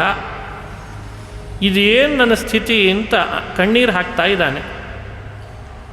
ಭಗವಂತ ಕರುಣೆ ತೋರಿ ಅವನಿಗೆ ಮತ್ತೊಂದು ಮನುಷ್ಯ ಜನ್ಮ ಅಂತ ಕೊಟ್ಟ ಅಂತ ಭಾಗವತ ಹೇಳ್ತದೆ. ಮನುಷ್ಯ ಜನ್ಮ ಕೊಟ್ಟಾಗ ಆಂಗಿರಸನ ಮನೆಯಲ್ಲಿ ಹುಟ್ಟಿದ್ದ, ಆಂಗಿರಸ ಗೋತ್ರದ ವಿಪ್ರನ ಮನೆಯಲ್ಲಿ. ಆಗ ಆತನಿಗೆ ಬಾಯಿ ಇದೆ, ಆದರೆ ಮಾತಾಡ್ತಿರ್ಲಿಲ್ಲಂತ. ಯಾಕಂದರೆ ಯಾರ್ದಾದ್ರ ಜೊತೆಗೆ ಮಾತಾಡೋಣ, ಅವರೊಟ್ಟಿಗೆ ಮೋಹ ಬೆಳೆಯೋಣ, ಮತ್ತು ಜಿಂಕೆ ಆದಾಗ ಆಗೋಣ, ಯಾಕೆ ಬೇಕಪ್ಪ? ಮಾತು ಬಂದರೂ ಮೂಕ, ಕಣ್ಣಿದ್ರೂ ಕುರುಡ, ಕಿವಿ ಇದ್ದರೂ ಕಿವುಡ, ಕೈ ಇದ್ದರೂ ಚೊಂಚ, ಕಾಲಿದ್ರೂ ಕುಂಟ, ಹೀಗೆ ವರ್ತನೆ ಮಾಡಿದ. ಉನ್ಮತ್ತ ಮೂಕ ಬದಿರ ಜಡವಚ್ಚಚಾರ ಅಂತದೆ ಭಾಗವತ. ಅಣ್ಣ ತಮ್ಮಂದ್ರಿಗೆ ಅನ್ನಿಸ್ತು, ಇವನೇನು ನಮ್ಮ ಮನೆ ಒಳಗೆ ಇವನೇನು ಯಾವ ಥರದ ಕಲಹ ಮಾಡೋನಂತೂ ಅಲ್ಲ, ಭೋಳೆ ಇದ್ದಾನೆ ಅಂತ ಅನ್ನಿಸ್ತು. ಭೋಳೆ ಇದ್ದಾನೆ, ಇವನು ಜಗಳಾಡ್ಲಾರ, ಇವನ ಆಸ್ತಿಯಲ್ಲಿ ಪಾಲು ಕೇಳಲಾರ, ಇವನು ಉಪಯೋಗಿಸೋಣ ಅಂತ ಎಲ್ಲರೂ ನಿರ್ಣಯಿಸಿ ಹೊಲ ಕಾಯ್ಲಿಕ್ಕೆ ಇವನನ್ನು ಇಟ್ಟುಬಿಟ್ರಂತೆ. ಮನೆಯಲ್ಲಿ ಮಾತಾಡದೇ ಇದ್ದರೆ ಏನಾಗ್ತದೆ, ಎಲ್ಲರ ಜೊತೆಗೆ ಹೊಂದಿಕೊಳ್ಳದೆ ಹೋದರೆ ಏನು ಮಾಡ್ತಾರೆ ಅನ್ನಲಿಕ್ಕೆ ಇದು ಒಂದು ಉದಾಹರಣೆ. ಮಾತೇ ಆಡ್ತಾ ಇಲ್ಲ ಅಂದ ಕೂಡಲೇ ಎಲ್ಲರೂ ಬೇರೆ ರೀತಿ ನೋಡ್ಲಿಕ್ಕೆ ಶುರು ಮಾಡ್ತೀವಿ. ಯಾಕೋ ಮಾತಾಡ್ತಾ ಇಲ್ಲ, ಭೂತಗೀತ ಸೇರ್ಕೊಂಡೋದು ಏನೋ ಹೀಗೆ. ಅವನು ಒಳಗೆ ಚೆನ್ನಾಗೇ ಇರ್ತಾನೆ, ದೇವರ ಧ್ಯಾನ ಮಾಡ್ತಿದ್ದಾನೆ, ಜ್ಞಾನದ ಬೆಂಕಿ ಹೃದಯದಲ್ಲಿ ಉರಿತಿದೆ, ದಹಿಸ್ತಿದೆ, ಆದರೆ ಹೊರಗಡೆಯಿಂದ ಹಾಗೆ ವರ್ತನೆ ಮಾಡ್ತಿದ್ದಾನೆ. ಆದರೆ ಸಮಾಜಕ್ಕೆ ಅದು ಗೊತ್ತಾಗ್ತಾ ಇಲ್ಲ, ಬಂಧುಗಳಿಗೆ ಗೊತ್ತಾಗ್ತಾ ಇಲ್ಲ. ದಾಸರು ಹೇಳ್ತಾರಲ್ಲ, ಮಾತುಗಳಾಡದೆ ಮೌನದಿಂದಿದ್ದರೆ ಭೂತ ಬಡ್ದವನೆಂಬುವರಯ್ಯ, ಚಾತುರ್ಯದಿಂದಲೇ ಮಾತುಗಳಾಡಲು. ಚಾತುರ್ಯದಿಂದ 4 ಒಳ್ಳೊಳ್ಳೆ ಮಾತುಗಳನ್ನು ಆಡಿದರೆ ಎಷ್ಟು ಮಾತಾಡ್ತಾನಪ್ಪ, ಛೇ ರೊಕ್ಕ ಕೊಟ್ಟು ಬಿಡಿಸ್ಕೊಂಬರ್ಬೇಕು ಅಂತಾರೆ. ಇದೆಲ್ಲ ನಮ್ಮೂರ ಭಾಷೆ. ಸುಮ್ಮನಿರ್ಲಿಕ್ಕೆ ಹೇಳ್ರಿ, ಮೈಕಿಟ್ರೇನೋ ಹೇಳಿದ್ದೇನೋ. ಭಾಳ ಮಾತಾಡಿದರೆ ವಾಚಾಳಿ ಅಂತಾರೆ, ಮಾತೇ ಆಡದೆ ಮೌನದಿಂದಿದ್ದರೆ ಭೂತಗೀತೋ ಬಡಿತೋ ಏನೋ, ಎಟ್ಟು ಮಾತಾಡ್ತಿದ್ದೆ ಹಿಂಗ್ಯಾಕಾಗಿದ್ದಾನೆ ಅಂತಾರೆ. ಇದೆಲ್ಲ ಭರತ ಅನುಭವಿಸಿದ. ಆದರೂ ಸುಮ್ಮನೆ ಇದ್ದ, ಯಾರೊಟ್ಟಿಗೆ ಸ್ನೇಹ ಬೆಳೀಲಿಲ್ಲ, ಬೆಳೆಸಲೂ ಇಲ್ಲ. ಹೃದಯದಲ್ಲಿ ಭಗವಂತನ ಧ್ಯಾನದ ಪರಿಪಾಕ, ಅದರ ಪ್ರಭಾವದಿಂದ ಅವನು ತನ್ನನ್ನು ತಾನು ದೇವರಿಗೆ ಅರ್ಪಣೆ ಮಾಡಿಕೊಂಡು ಬಿಟ್ಟ. ಇದು ಒಂದು ನಮಗೆ ಕೊಡುವ ಸಂದೇಶ ಭಾಗವತ. ಮನುಷ್ಯ ಒಂದು ಹಂತಕ್ಕೆ ಏನಾಗಬೇಕು ಅನ್ನಲಿಕ್ಕೆ ಭರತನನ್ನು ನೋಡಿ ಕಲಿಬೇಕಂತ. ಇಂಥ ಭರತನಿಗೆ ಒಮ್ಮೆ ಹೊಲ ಕಾಯ್ತಾ ಕುಳಿತಾಗ ಇದ್ದಕ್ಕಿದ್ದ ಹಾಗೆ ಒಬ್ಬ ರಾಜ ಗಂಡು ಸಂತತಿ ಆಗಬೇಕು ಅಂತ ಹಾತುರಿತಿದ್ದ. ಗಂಡು ಮಕ್ಕಳಾಗಿರಲಿಲ್ಲ. ಯಾರೋ ಹೇಳಿದರು, ಊರ ಹೊರಗೆ ಭದ್ರಕಾಳಿ ಇದ್ದಾಳೆ, ದೇವಸ್ಥಾನ ಇದೆ, ಒಂದು ನರಬಲಿ ಕೊಡು, ನಿನಗೆ ಗಂಡು ಸಂತತಿ ಆಗ್ತದೆ ಅಂದುಬಿಟ್ಟಿದ್ರು. ಅದು ಯಾವ ಟಿ ವಿ ಚಾನೆಲ್ ನೋಡಿ ತಿಳ್ಕೊಂಡಿದ್ನೋ ಏನೋ ಮಾರಾಯಾವ, ಬಲಿ ಕೊಡಲಿಕ್ಕೆ ನರ ಹುಡುಕ್ಲಿಕ್ಕೆ ಶುರು ಮಾಡಿದರು ಭೃತ್ಯರು, ಆ ರಾಜನ ಭೃತ್ಯರು. ಇವ ಸಿಕ್ಕ ಭರತ. ಮಾತಾಡಿದರೆ ಮಾತಿಲ್ಲ, ಹೊಡೆದ್ರೆ ಸುಮ್ಮನಿದ್ದಾನೆ, ಪ್ರತಿಯಾಗಿ ಏನೂ ಹೊಡಿತಾ ಇಲ್ಲ, ಛೇಡಿಸಿದರೆ ಸುಮ್ಮನಿದ್ದಾನೆ, ಸರಿ ಇದ್ದಾನೆ ಬಲಿ ಕೊಡಲಿಕ್ಕೆ ಅನ್ಕೊಂಡ್ರು ಅವರೆಲ್ಲ ಭೃತ್ಯರು. ಏನೂ ಮಾತಾಡದೆ, ಪ್ರತಿಯಾಗಿ ಉತ್ತರ ಕೊಡದೆ, ಏನೂ ಮಾಡದಿದ್ದಾನೆ, ಸರಿ ಇದೆ ಬಲಿ ಕೊಡ್ಲಿಕ್ಕೆ ಮತ್ತು ಕುರಿನೇ ತಗೋತ, ಹುಲಿನ ಯಾರು ತಗೋತಾರೆ? ಹುಲಿನ ಎಂದಾದರೂ ಬಲಿ ಕೊಟ್ಟದ್ದು ಕೇಳಿದಿರ? ದುರ್ಬಲರನ್ನೇ ಬಲಿ ತಗೊಳ್ಳೋದು ಯಾವಾಗಲೂ. ಮನೆಯೊಳಗೆ ಯಾರು ಬಲಿಯಾಗಿರ್ತಾರೆ? ಯಾವಾಗಲೂ ಎಲ್ಲರೂ ಬಲಿ ಆಗ್ತಾರಾ? ಮನೆಯೊಳಗೆ ಕುರಿ ಹೇಗಿದ್ದವರು ಬಲಿಯಾಗಿರ್ತಾರೆ ಅಷ್ಟೇ. ಇಷ್ಟು ತಿಳ್ಕೊಂಡ್ರೆ ಸಾಕು. ಕುರಿಯಾಗಿದ್ದು ಎಲ್ಲರೂ ಬಂದು ಉಪದೇಶ ಮಾಡಿ, ನೀನು ಸ್ವಲ್ಪ ಚೇಂಜ್ ಮಾಡ್ಕೊ ನಿನ್ನನ್ನು ಅಂತಿರ್ತಾರೆ. ನಿನಗೆ ಯಾಕೋ ಇಲ್ಲ ಸ್ವಲ್ಪ ಚೇಂಜ್ ಮಾಡ್ಕೊ, ನಿನ್ನ ಬೇರೆ ಯಾಕೋ ಲೈಕ್ ಆಗ್ತಾ ಇಲ್ಲ ಎಲ್ರಿಗೆ. ಇವನು ಹೇಳೋದೇ ದೊಡ್ಡ ಉಪದೇಶದ ಮಾತು ನೋಡ್ಬೇಕು. ಅವಾಗ ಎಲ್ಲರೂ ಬಲಿ ಅವನು ಎಲ್ಲರೂ ಬಲಿ. ಅವನಿಗೆ ಹೇಳೋದೇ ಹೇಳೋದು. ಇವನಿಗೆ ಯಾವ ಮಾತು ಇಲ್ಲ, ಪ್ರತಿಯಾಗಿ ಇವನು ಉತ್ತರ ಕೊಡ್ತಿಲ್ಲ. ಸರಿ ಆಯ್ತು, ಇವನ್ನೇ ಹೇಳ್ಕೊಂಡು ಹೋಗ್ಬಿಟ್ರು. ಊಟಕ್ಕೆ ಹಾಕಿದರು, ಅರಿಶಿಣದ ನೀರು ಚೆಲ್ಲಿದರು, ಕೊರಳಿಗೆ ಮಾಲೆ ಹಾಕಿದರು, ಹಣೆಗೆ ತಿಲಕ ಇಟ್ಟರು, ಭದ್ರಕಾಳಿಗೊಂದು ಧೂಪ, ಇವನಿಗೊಂದು ಧೂಪ, ಕಟಕನ ಕೈಯಲ್ಲಿ ಖಡ್ಗ ಕೊಟ್ಟರು. ಕಟಕನ ಕೈಯಲ್ಲಿ ಕೊಟ್ಟ ಖಡ್ಗ ಇನ್ನು ಅವನ ತಲೆ ಮೇಲೆ ಬೀಳಬೇಕು. ಕುತ್ತಿಗೆಯನ್ನು ಇಟ್ಟರು ತಲೆಗೆ. ಆ ಕಟ್ಟೆ ಇತ್ತು, ಕಟ್ಟೆಗೆ ಅಂಟಿಸಿ ಅವನನ್ನು ಬಗ್ಗಿಸಿ ಕುತ್ತಿಗೆ ಇಟ್ಟರು. ಕಡಿ ಅಂತ ಹೇಳಿದ್ದಾರೆ ಕಟಕನಿಗೆ. ಅವನಿಗೆ ಗೊತ್ತಾಗ್ತಾ ಇದೆ ನನ್ನೇ ಕಡಿತಿದ್ದಾರೆ ಅಂತ ಗೊತ್ತಾಗ್ತಾ ಇದೆ. ಏಳಬೇಕೋ ಬೇಡ ಭರತ? ಹೇಳ್ತಾ ಇಲ್ಲ. ತನ್ನನ್ನು ರಕ್ಷಿಸ್ಕೊಳ್ಬೇಕೋ ಬೇಡ? ಆತ್ಮರಕ್ಷಣೆ ಮಾಡ್ಕೊಳ್ಬೇಕೋ ಬೇಡ? ಮಾಡ್ತಾ ಇಲ್ಲ. ಭದ್ರಕಾಳಿ ಎದುರುಗಡೆ ಇದ್ದಾಳೆ, ಕಟಕ ಕೈಯಲ್ಲಿ ಖಡ್ಗ ಹಿಡಿದಿದ್ದಾನೆ, ಮೇಲೆ ಎತ್ತಿದ್ದಾನೆ, ಕುತ್ತಿಗೆಗೆ ಹಾಕಬೇಕು. ಭದ್ರಕಾಳಿ ಪ್ರಕಟಲಾದ್ಲಂತ. ತನ್ನ ಕೈಯಲ್ಲಿದ್ದ ಆಯುಧಗಳನ್ನೆಲ್ಲ ಬಳಸಿದ್ಲು. ರಾಜನ ಭೃತ್ಯರ ರುಂಡಗಳನ್ನು ಚೆಂಡಾಡಿದ್ಲು, ರಾಜನ ರುಂಡವನ್ನೂ ಚೆಂಡಾಡಿದ್ಲು. ಇಷ್ಟು ರಭಸದ ತನ್ನ ವೇಗದ ಯುದ್ಧವನ್ನು ಮಾಡಿ ಭದ್ರಕಾಳಿ ಅಷ್ಟರ ಗುಂಪಿನ ಮಧ್ಯದಲ್ಲಿ ಬದುಕಿಸಿದ್ಯಾರು ಅಂದ್ರೆ ಇವನೊಬ್ಬನ್ನೇ ಬದುಕಿಸಿದ್ಲಂತ. ಕಟಕ ಬಿದ್ದ, ರಾಜ ಬಿದ್ದ, ಭೃತ್ಯರು ಬಿದ್ದೋದರು, ಎಲ್ಲರ ರುಂಡ ಚೆಂಡಾಡಿದ್ಲು, ಬದುಕಿದ್ದು ಇವನೊಬ್ಬನೇ ಅಂತ. ಭಾಗವತ ಹೇಳ್ತದೆ, ತನ್ನನ್ನೂ ರಕ್ಷಿಸಿಕೊಳ್ಳಲ್ಲ, ದೇವರು ರಕ್ಷಣೆ ಮಾಡಲಿ ಅಂತ ಸರ್ವಸ್ವ ದೇವರಿಗೆ ಸಮರ್ಪಣೆ ಮಾಡಿದರೆ ಭಗವಂತ ಹೇಗೆ ರಕ್ಷಣೆ ಮಾಡ್ತಾನೆ ಅಲ್ಲಿಕ್ಕೆ ಈ ಕಥೆ ನಿದರ್ಶನ ಅಂತ ಭಾಗವತ ಹೇಳ್ತದೆ. ಅವ ರಕ್ಷಿಸ್ತಾನೆ ಅನ್ನೋ ವಿಶ್ವಾಸ ಇರಬೇಕಷ್ಟೆ. ರಕ್ಷತೀತ್ಯೇವ ವಿಶ್ವಾಸ ತದೀಯೋಹಮಿತಿ ಸ್ಮೃತಿ ಶರಣಾಗತಿರೇಷಾ ಸ್ಯಾತ್. ಅವ ರಕ್ಷಕ ಅನ್ನೋ ವಿಶ್ವಾಸ ನಮ್ಮಲ್ಲಿ ಮೂಡಿರಬೇಕು. ಭರತನಿಗೆ ಆ ರೀತಿ ಭಾವನೆ ಇತ್ತು. ಆ ಕಾರಣಕ್ಕೆ ಭರತ ತನ್ನನ್ನೂ ರಕ್ಷಿಸಿಕೊಳ್ಳಿಕ್ಕೆ ಪ್ರಯತ್ನ ಪಡಲಿಲ್ಲ. ಅದೇ ರಕ್ಷಣೆ ಮಾಡಲಿ ಇಂದ, ದೈವವೇ ರಕ್ಷಣೆ ಮಾಡಲಿ, ದೈವ ತಂದಿದೆ ನನ್ನನ್ನು ಭೂಮಿಗೆ, ಅದೇ ರಕ್ಷಣೆ ಮಾಡಲಿ. ಭದ್ರಕಾಳಿಯ ರೂಪದಲ್ಲಿ ದೇವರೇ ಕಳಿಸಿದ, ಹೋಗು ನೀನು ರಕ್ಷಣೆ ಮಾಡುವಂತ. ಇನ್ನೊಂದು ಇದರ ಸಂದೇಶ, ಹೃದಯದಲ್ಲಿ ಸದಾ ದೇವರನ್ನು ಹೊತ್ತು ನಡೀತಿರ್ತಾರಲ್ಲ ಅವರಿಗೆ ನಾವು ಅಪಚಾರ ಮಾಡಲಿಕ್ಕೆ ಹೋಗಬಾರ್ದು. ಮಹದ್ ಅಭಿಚಾರ ಅತಿಕ್ರಮ ಆತ್ಮನೇ ಫಲತಿ ಅಂತಾರೆ. ಮಹಾತ್ಮರಿಗೆ ಮಾಡುವ ಅಪಚಾರ ತಿರುಗು ಬಾಣವಾಗಿ ನಮಗೆ ಬಡೀತದಂತೆ. ಅವರು ಆರಾಮೇ ಇರ್ತಾರೆ, ಆದರೆ ಅದರ ಬಡಿಯೋದಿದೆಲ್ಲ ತಿರುಗು ಬಾಣವಾಗಿ ನಾವು ತಡಿಲಿಕ್ಕಾಗಲ್ಲ. ಅಷ್ಟು ವೇಗ ಇರ್ತದೆ, ಅಷ್ಟು ತೀಕ್ಷ್ಣವಾಗಿ ನೋವು ಉಂಟು ಮಾಡ್ತದೆ. ಇವನಿಗೆ ಆದದ್ದು ಅದೇ. ಮಹಾತ್ಮರಾದ ಭರತನನ್ನು ಸರಿಯಾಗಿ ಅರ್ಥೈಸಿಕೊಳ್ಳದೆ ಅವರ ವಿರುದ್ಧವಾಗಿ ಅವರನ್ನೇ ಬಲಿ ಕೊಡ್ತೇನೆ ಅಂತ ಪ್ರಯತ್ನ ಪಟ್ಟನಲ್ಲ, ರಾಜ ತನ್ನ ರುಂಡವನ್ನೇ ಕಳ್ಕೊಳ್ಬೇಕಾಯ್ತು. ಬಲಿ ಕೊಡೋದು ಸರಿಯಲ್ಲ, ದೊಡ್ಡವರನ್ನು ಎಳ್ಕೊಂಡು ಬರೋದು ಸರಿಯಲ್ಲೇ ಅಲ್ಲ, ಅವರಿಗೆ ಮಾಡುವ ಅಪಚಾರ ಅಂತೂ ಸರಿಯೇ ಅಲ್ಲ ಅಂತ ವಿವರಣೆಯನ್ನು ಭಾಗವತ ಮಾಡ್ತದೆ. ದೇವರಲ್ಲಿ ಮಾಡುವ ಶ್ರದ್ಧೆ, ವಿಶ್ವಾಸ ಹಾಗೂ ಅವ ರಕ್ಷಣೆ ಮಾಡ್ತಾನೆ ಅನ್ನೋ ಭಾವ, ಇದರ ಶಕ್ತಿ ಎಷ್ಟು ಅಂತನ್ನೋದನ್ನು ಭಾಗವತ ಅನುಸಂಧಾನ ಮಾಡಿಸ್ತದೆ. ಭರತನ ಕಥೆ ಇಷ್ಟು. ಇದೇ ಭರತ ಒಮ್ಮೆ ರಹುಗಣ ಅಂತ ಒಬ್ಬ ರಾಜನಿಗೆ ಭೇಟಿಯಾಗಿ ಆ ರಹುಗಣನಿಗೋಸ್ಕರ ತತ್ವೋಪದೇಶ ಮಾಡಿದ. ಕೆಲವೇ ಮುಹೂರ್ತಗಳಲ್ಲಿ ತತ್ವದ ಉಪದೇಶ ಮಾಡಿದ್ದಕ್ಕೆ ರಹುಗಣ ತನ್ನ ಬದುಕನ್ನೇ ಬದಲಾಯಿಸಿಕೊಂಡಂತೆ. ಸತ್ಸಂಗದ ಮಹತ್ವ ಎಷ್ಟು ಅಂತ ಇದರಿಂದಲೂ ತಿಳಿಸ್ತದೆ ಭಾಗವತ.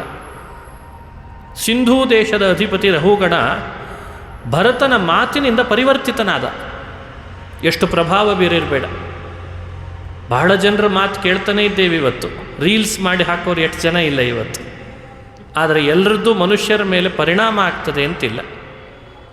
ಆದರೆ ಭರತನ ಮಾತು ಬಹುಬೇಗ ಪರಿಣಾಮ ಮಾಡಿಬಿಡುತ್ತಂತೆ. ಇದು ಭರತನ ಮಾತಿಗಿರುವ ಶಕ್ತಿ ಅಂತ ಭಾಗವತ ವಿವರಣೆ ಮಾಡುತ್ತದೆ.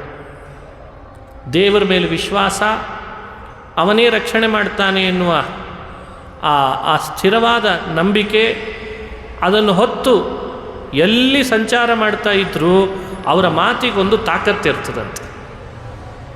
ಹಾಗಾಗಿ ಭಗವದ್ಭಕ್ತರು ಭಗವಂತನಲ್ಲಿ ಜೀವನ ಮುಡುಪಾಗಿಟ್ಟವರು ಮಾತನಾಡ್ತಾರೆ ಅಂದರೆ ಅದರ ಪರಿಣಾಮವೇ ಬೇರೆ, ಅದರ ಶಕ್ತಿನೇ ಬೇರೆ. ಭರತನ ಮಾತು ಅಷ್ಟು ಪರಿಣಾಮಕಾರಿಯಾಗಿತ್ತು ಅಂತ ಭಾಗವತ ಸಂದೇಶವನ್ನು ಕೊಡ್ತದೆ. ಭಾಗವತದ 5ನೇ ಸ್ಕಂದದಲ್ಲಿ ಭೂಗೋಳ ಹಾಗೂ ಖಗೋಲಗಳ ವಿಸ್ತಾರವನ್ನು ಮಾಡ್ತಾರೆ, ವರ್ಣನೆ ಮಾಡ್ತಾರೆ. ಭೂಗೋಳ ಎಷ್ಟು ವಿಸ್ತಾರವಾಗಿದೆ. ಮೇರು ಪರ್ವತ, ಅದರ ಯೋಜನ ಅಗಲ ಎಷ್ಟು ಯೋಜನ ಉದ್ದ ಅಂತ ಅದರ ವಿವರಣೆ ಮಾಡ್ತಾರೆ.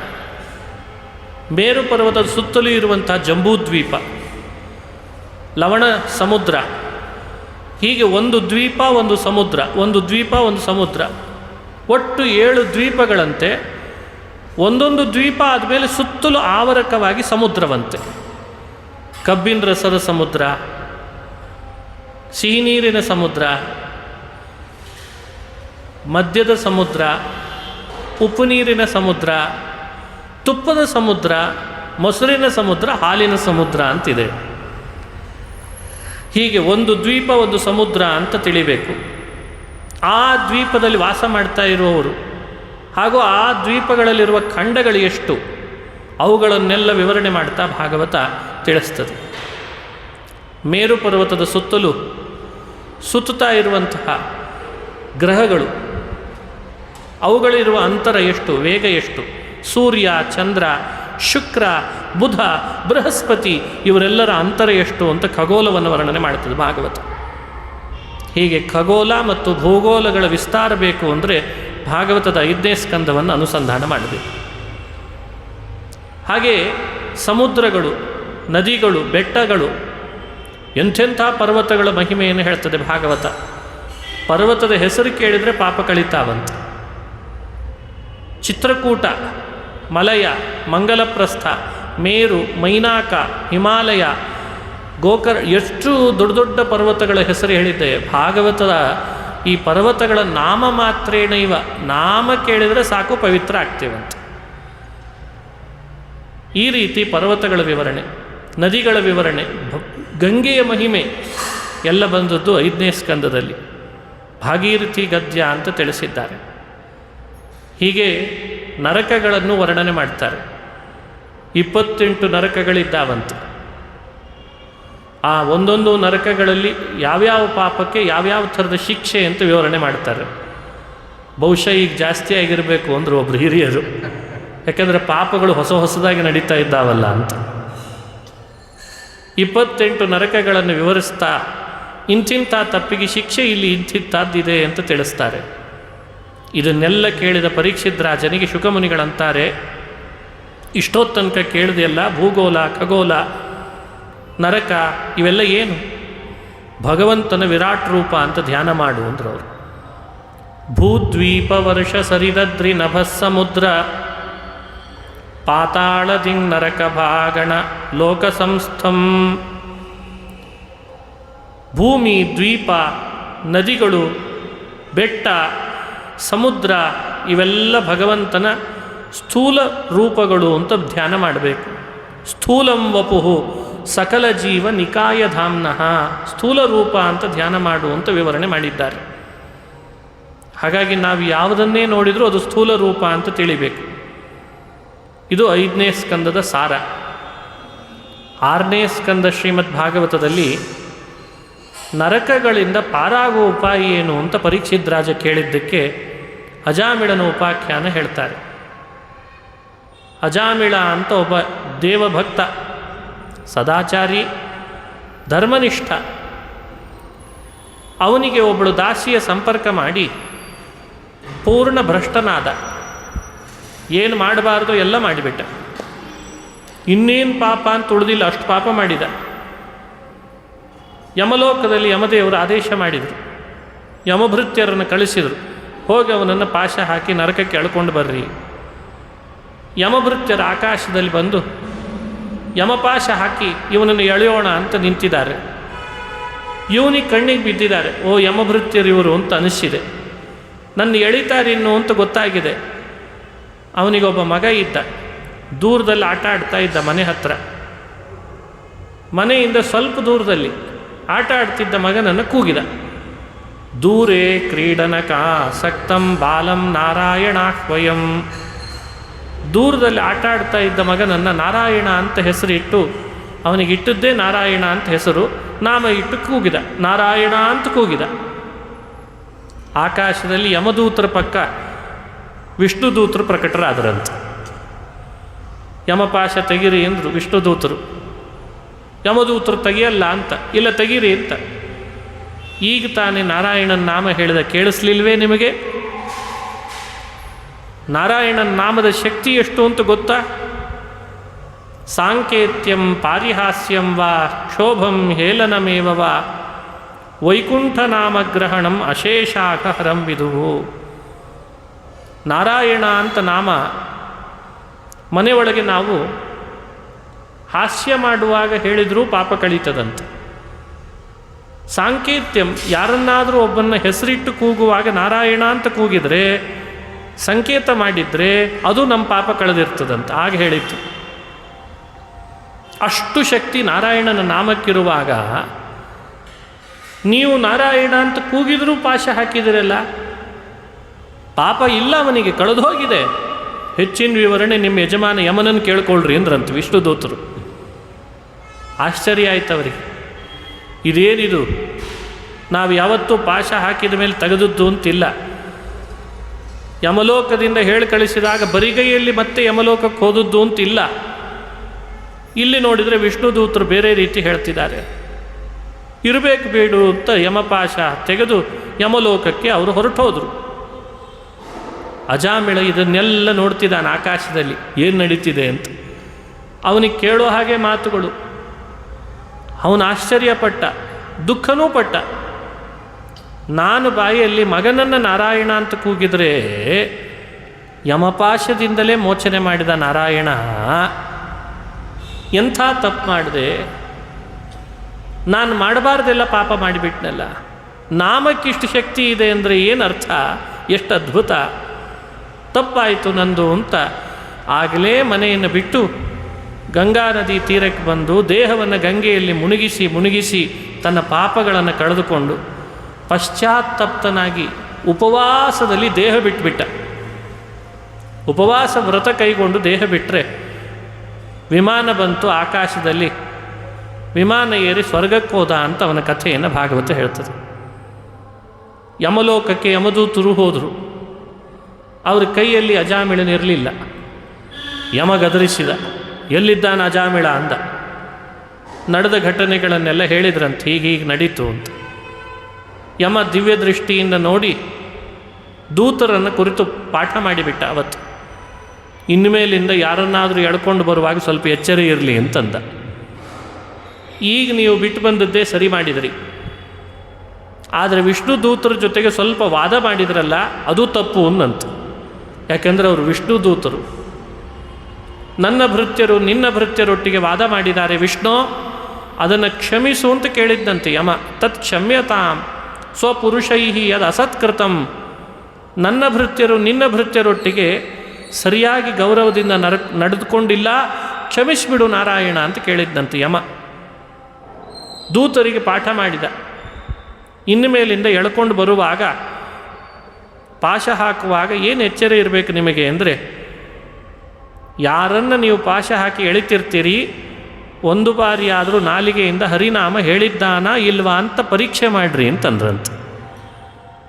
ಜಿಹ್ವಾ ನವಕ್ತಿ ಭಗವದ್ಗುಣನಾಮಧೇಯಂ ಚೇತಶ್ಚ ನ ಸ್ಮರತಿ ತಚ್ಚರಣಾರವಿಂದಂ ಕೃಷ್ಣಾಯನೋ ನಮತಿ ಯಚ್ಚಿರಯೇ ಕದಾಪಿ ತಾನಾನಯಧ್ವಮಸತೋ ಅಕೃತ ವಿಷ್ಣು ಕೃತ್ಯಾನ್. ಜಿಹ್ವಾ ನವತ್ತಿ, ಯಾರ ನಾಲಿಗೆ ಒಂದು ಬಾರಿಯೂ ಭಗವಂತನ ಗುಣವನ್ನು ಹೇಳಲಿಲ್ಲ ಅವರನ್ನು ಎಳ್ಕೊಂಡು ಬರ್ರಿ ಅಂತಂದು. ಯಾರ ಮನಸ್ಸು ಒಂದು ಬಾರಿಯೂ ದೇವರ ಪಾದಗಳ ಸ್ಮರಣೆ ಮಾಡಲಿಲ್ಲ ಅವರನ್ನು ಎಳ್ಕೊಂಡು ಬರ್ರಿ. ಯಾರ ತಲೆ ಒಂದು ಬಾರಿಯೂ ದೇವರಿಗೆ ನಮಸ್ಕರಿಸಲಿಲ್ಲ ಅವನನ್ನು ಎಳ್ಕೊಂಡು ಬರ್ರಿ ಅಂತಂದು. ತಾತ್ಪರ್ಯ ಏನು? ಈ ಶ್ಲೋಕದ ತಾತ್ಪರ್ಯ ಏನು? ಒಂದು ಬಾರಿಯಾದರೂ ಭಗವಂತನ ನಾಮ ಬಾಯಲ್ಲಿ ಹೇಳಿದರೆ, ಮನಸ್ಸಿನಲ್ಲಿ ದೇವರ ಪಾದಗಳ ಸ್ಮರಣೆ ಒಂದು ಬಾರಿಯಾದರೂ ಮಾಡಿದರೆ ಅವನನ್ನು ಕರೆ ತರಬೇಡ್ರಿ ಅಂತ ಆದೇಶ ಮಾಡಿದ. ಹೀಗೆ ಆದೇಶ ಮಾಡಿ ಯಮದೂತರನ್ನು ಭಗವಂತನ ಬಗ್ಗೆ ಮಹಿಮೆ, ಭಗವಂತನ ನಾಮದ ಮಹಿಮೆಯನ್ನು ಸಾರಿದ ಅಂತ ಭಾಗವತ ಹೇಳ್ತದೆ. ನೋಡಿ, ಯಮಲೋಕದಲ್ಲಾದ ಮಹಿಮೆಯನ್ನು ವೇದವ್ಯಾಸರು ಸೆರೆ ಹಿಡಿದು ಭಾಗವತದಲ್ಲಿ ಹೇಳ್ತಾರೆ ಅಂದರೆ ಇದು ಎಷ್ಟು ದೊಡ್ಡ CC ಕ್ಯಾಮ್ರಾ ಇರಬೇಕು.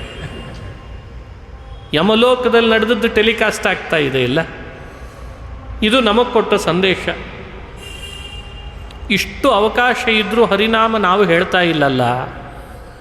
ಬಿಟ್ಟಿಗಳ ನೆವದಿಂದಾಗಲಿ, ಪೊಟ್ಟೆಗೋ ಸುಗವಾದಡಾಗಲಿ, ಕೆಟ್ಟ ರೋಗ ಪ್ರಯುಕ್ತವಾಗಲಿ ಅಣಕದಿಂದೊಮ್ಮೆ. ಜಗನ್ನಾಥದಾಸರು ನಾಮಸ್ಮರಣ ಸಂಧಿಯಲ್ಲಿ ಹೇಳ್ತಾರೆ, ಹರಿನಾಮ ಹೇಳುವಾಗ ಬಿಟ್ಟಿ ಬಿಟ್ಟಿಯಾಗಿ ಹೇಳು. ಯಾರದೋ ಒತ್ತಾಯಕ್ಕೆ ಹೇಳಬೇಡ, ಯಾರೋ ಏನೋ ಕೊಡ್ತಾರೆ ಅಂತ ಹೇಳಬೇಡ. ಬಿಟ್ಟಿ ಬಿಟ್ಟಿಯಾಗಿ ಬಿಟ್ಟಿಯಾಗಿ ಹೇಳ್ತಾ ಇರಬೇಕು. ಭಗವಂತನ ನಾಮ ಹೇಳ್ತಾ ಇರಬೇಕು. ಇನ್ನೊಬ್ಬರಿಗೆ ಅದನ್ನು ಕೇಳಿಸ್ತಾ ಇರಬೇಕು. ನಾವು ಹೇಳಬೇಕು, ಮತ್ತೊಬ್ಬರಿಗೆ ನಾಮವನ್ನು ಕೇಳಿಸ್ಬೇಕು. ಎಷ್ಟು ದಾಸರು ಮಾಡಿದ ಪದ, ಪದ್ಯ, ಸುಳಾದಿಗಳು ಒಂದೇ ಎರಡೇ. ಹರಿನಾಮ ಹೇಳಿಕೊಳ್ಳಿಕ್ಕೆ ಅವಕಾಶ ಸಾಕಷ್ಟಿದೆ. ಬೇರೆ ಬೇರೆ ಥರದ ರಾಗಗಳಿವೆ. ಅದನ್ನು ಸಂಯೋಜನೆ ಮಾಡಿ ಒಂದೇ ದೇವರ ನಾಮವನ್ನು ಬಾರಿ ಬಾರಿ ಹೇಳು. ಹೊಟ್ಟೆಗೋ ಸುಗವಾದಡಾಗಲಿ, ಹೊಟ್ಟೆಗೆ ಹಸಿವಾಗಿದೆ ಅಂತ ವ್ಯಥೆ ಪಡಬೇಡ, ದೇವರ ನಾಮ ಹೇಳು. ಹೊಟ್ಟೆ ತುಂಬದೇ ಇದ್ದರೆ ನೋಡು, ದೇವರ ನಾಮ ಹೇಳು, ಹೊಟ್ಟೆ ತುಂಬುತ್ತದೆ. ಯಾರೋ ಕರೆದುಕೊಂಡು ಹೋಗಿ ನಿನ್ನ ಹೊಟ್ಟೆ ತುಂಬಿಸುವ ವ್ಯವಸ್ಥೆ ಮಾಡ್ತಾರೆ. ಕೆಟ್ಟ ರೋಗ ಪ್ರಯುಕ್ತವಾಗಲಿ, ರೋಗ ಬಂದಿದೆ ಅಂತ ಬಳಲ್ಬೇಡ. ರೋಗ ಬಂದಾಗ ಧನ್ವಂತರಿ ಧನ್ವಂತರಿ ಅಂತ ಅವನ ಸ್ಮರಣೆ ಮಾಡು. ರೋಗಕ್ಕೆ ರೋಗನೂ ಹೋಗ್ತದೆ, ಒಳಗಡೆ ಹರಿನಾಮ ಸ್ಮರಣೆ ಆದದಕ್ಕೆ ಪಾಪವೂ ಹೋಗ್ತದೆ. ಪಾಪ ಕಳೀತದೆ, ರೋಗ ಹೋಗ್ತದೆ. ಹರಿ ವಿಠಲ ಅಂತ ಅವನ ಸ್ಮರಣೆ ಮಾಡುವಂಥ ಭಾಗವತ ನಮಗೆ ನಾಮಕ್ಕೆ, ನಾಮ ಹೇಳಲಿಕ್ಕೆ ಕರೆಗೊಡ್ತಾ ಇದೆ. ಇದನ್ನು ಅಳವಡಿಸ್ಕೊಳ್ಳಿ ಅಂತ ಹೇಳ್ತಾ ಇದೆ. ಹೀಗೆ ನಾಮಸ್ಮರಣದ ಮಹತ್ವವನ್ನು ತಿಳಿಬೇಕು. ಅಜಾಮಿಳ ಉಪಾಖ್ಯಾನವನ್ನು ತಿಳಿಸಿದರು ಶುಕಮುನಿಗಳು. ನಾಮದ ಶಕ್ತಿ, ನಾಮದಲ್ಲಿ ಪಾಪ ಕಳೆಯುವ ಶಕ್ತಿ ಎಷ್ಟು? ನಾಮ್ನೋಸ್ತಿ ಯಾವತೀ ಶಕ್ತಿ ಪಾಪ ನಿರ್ಹರಣೆ ಹರೇಹೇ. ನಾಮ ನಮ್ಮ ಪಾಪಗಳನ್ನು ಕಳೆಯುವ ಶಕ್ತಿ ಪಡೆದಿದೆ. ಎಷ್ಟು ಶಕ್ತಿ? ಅಷ್ಟು ಪಾಪ ನಾವು ಮಾಡಲಿಕ್ಕೆ ಸಾಧ್ಯ ಇಲ್ಲಂತೆ. ಅಂಥ ಅದ್ಭುತ ಪಾಪ ಕಳೆಯುವ ಶಕ್ತಿ ನಾಮದಲ್ಲಿದೆ ಅಂತ. ಆ ಕಾರಣದಿಂದಲೂ ನಾಮಸ್ಮರಣೆಯ ರತನಾಗು. ದೇವರಿಗೆ ಮಾಡುವ ನಮಸ್ಕಾರ, ಭಗವಂತನಿಗೆ ಹಾಕುವ ಪ್ರದಕ್ಷಿಣೆ, ಭಗವಂತನ ನಾಮಗಳ ಸ್ಮರಣೆ, ಕೀರ್ತನ ಎಲ್ಲ ಪಾಪನಾಶಕಗಳೇ. ನಾರಾಯಣೋ ನಾಮ ನರೋ ನರಾಣಾಂ ಪ್ರಸಿದ್ಧ ಚೋರ ಕಥಿತ ಪೃಥಿವ್ಯಾಂ. ನಾರಾಯಣ ಅಂತ ಬಹಳ ಪ್ರಸಿದ್ಧ ಕಳ್ಳ ಅಂತಿವನು. ಇವನನ್ನು ಕಳ್ಳ ಅಂದಿದ್ದಾರೆ. ಯಾವುದನ್ನು ಕಳ್ಳತನ ಮಾಡ್ತಾನೆ ದೇವರು? ಯಾಕೆ ಕಳ್ಳ? ತನ್ನ ಭಕ್ತರು ಮಾಡುವ ಪಾಪಗಳನ್ನು ನಾಮ ಹೇಳೋದ್ರಿಂದಲೇ ಕಳ್ಳತನ ಮಾಡ್ತಾನೆ, ಅದಕ್ಕೆ ಕಳ್ಳ ಅಂತಂದ್ರಂತೆ. ನಾರಾಯಣೋ ನಾಮ ನರೋ ನರಾಣಾಂ ಪ್ರಸಿದ್ಧ ಚೋರ ಕಥಿತ ಪೃಥಿವ್ಯಾಂ ಅಂತ ಈ ಮಾತನ್ನು ಹೇಳಿದ್ದಾರೆ. ಒಂದು ನಮಸ್ಕಾರ ಮಾಡು. ಏಕೋಪಿ ಕೃಷ್ಣಸ್ಯ ಸಕೃತ್ ಪ್ರಣಾಮಃ ದಶಾಶ್ವಮೇಧಾವಭೃತೇನ ತುಲ್ಯಃ. ಶ್ರದ್ಧೆಯಿಂದ, ಒಳಗಿರುವ ಅಂತಃಕರಣದಿಂದ ಒಂದು ನಮಸ್ಕಾರ ಮಾಡಿದರೆ 10 ಅಶ್ವಮೇಧದ ಪುಣ್ಯವನ್ನು ಕೊಡ್ತಾನಂತ ಶ್ರೀಹರಿ. 10 ಅಶ್ವಮೇಧ ಮಾಡಿದರೂ ಪುನರ್ಜನ್ಮ ಇದೆ. ಭಗವಂತನಿಗೆ ಭಕ್ತಿಯಿಂದ ಮಾಡುವ ನಮಸ್ಕಾರ ಮಾತ್ರ ಪುನರ್ಜನ್ಮಕ್ಕೆ ಈಡು ಮಾಡಲ್ಲ ಅಂತ ಹೇಳ್ತದೆ. ಎಷ್ಟು ಶಕ್ತಿ ನಮಸ್ಕಾರಕ್ಕೆ, ಎಷ್ಟು ಶಕ್ತಿ ಪ್ರದಕ್ಷಿಣೆಗಳಿಗೆ, ಎಷ್ಟೆಲ್ಲ ಪಾಪ ಕಳೆಯುವ ಶಕ್ತಿ ನಾಮಕ್ಕೆ. ಇದನ್ನು ಅರತೆ ದಾಸರಂತಾರೆ, ನೀನು ಯಾಕೋ ನಿನ್ನ ಹಂಗೆ ಯಾಕೋ, ನಿನ್ನ ನಾಮದ ಬಲ ಹೊಂದಿದ್ದರೆ ಸಾಕೋ ಅಂತಾರವು. ಗಜೇಂದ್ರನನ್ನು ನಾರಾಯಣ ಅನ್ನೋ ನಾಮವೇ ಸಲಹಿದ್ದಲ್ವೇ? ಧ್ರುವನನ್ನು ವಾಸುದೇವ ಅನ್ನೋ ನಾಮ ತಾನೇ ಸಲಹಿತು. ಪ್ರಹ್ಲಾದನನ್ನು ಸಲಹಿದ ನಾಮ. ಈ ನಾಮಗಳ ಕಥೆಯನ್ನು ಇನ್ನೆಷ್ಟು ಹೇಳಬೇಕು? ಎಷ್ಟು ಅದ್ಭುತ ನಾಮ ಅನ್ನೋದನ್ನು ಅರ್ಥಕೊಂಡು ನಾಲಿಗೆ ರಸಭರಿತವಾಗಿ ಯಾವಾಗಲೂ ನಾಲಿಗೆ ಇರುವಂತೆ ಆಗಬೇಕಾದ್ರೆ ನಾರಾಯಣ ಅನ್ನೋ ನಾಮದ ರಸ ಅಂಟಿರಬೇಕಂತ.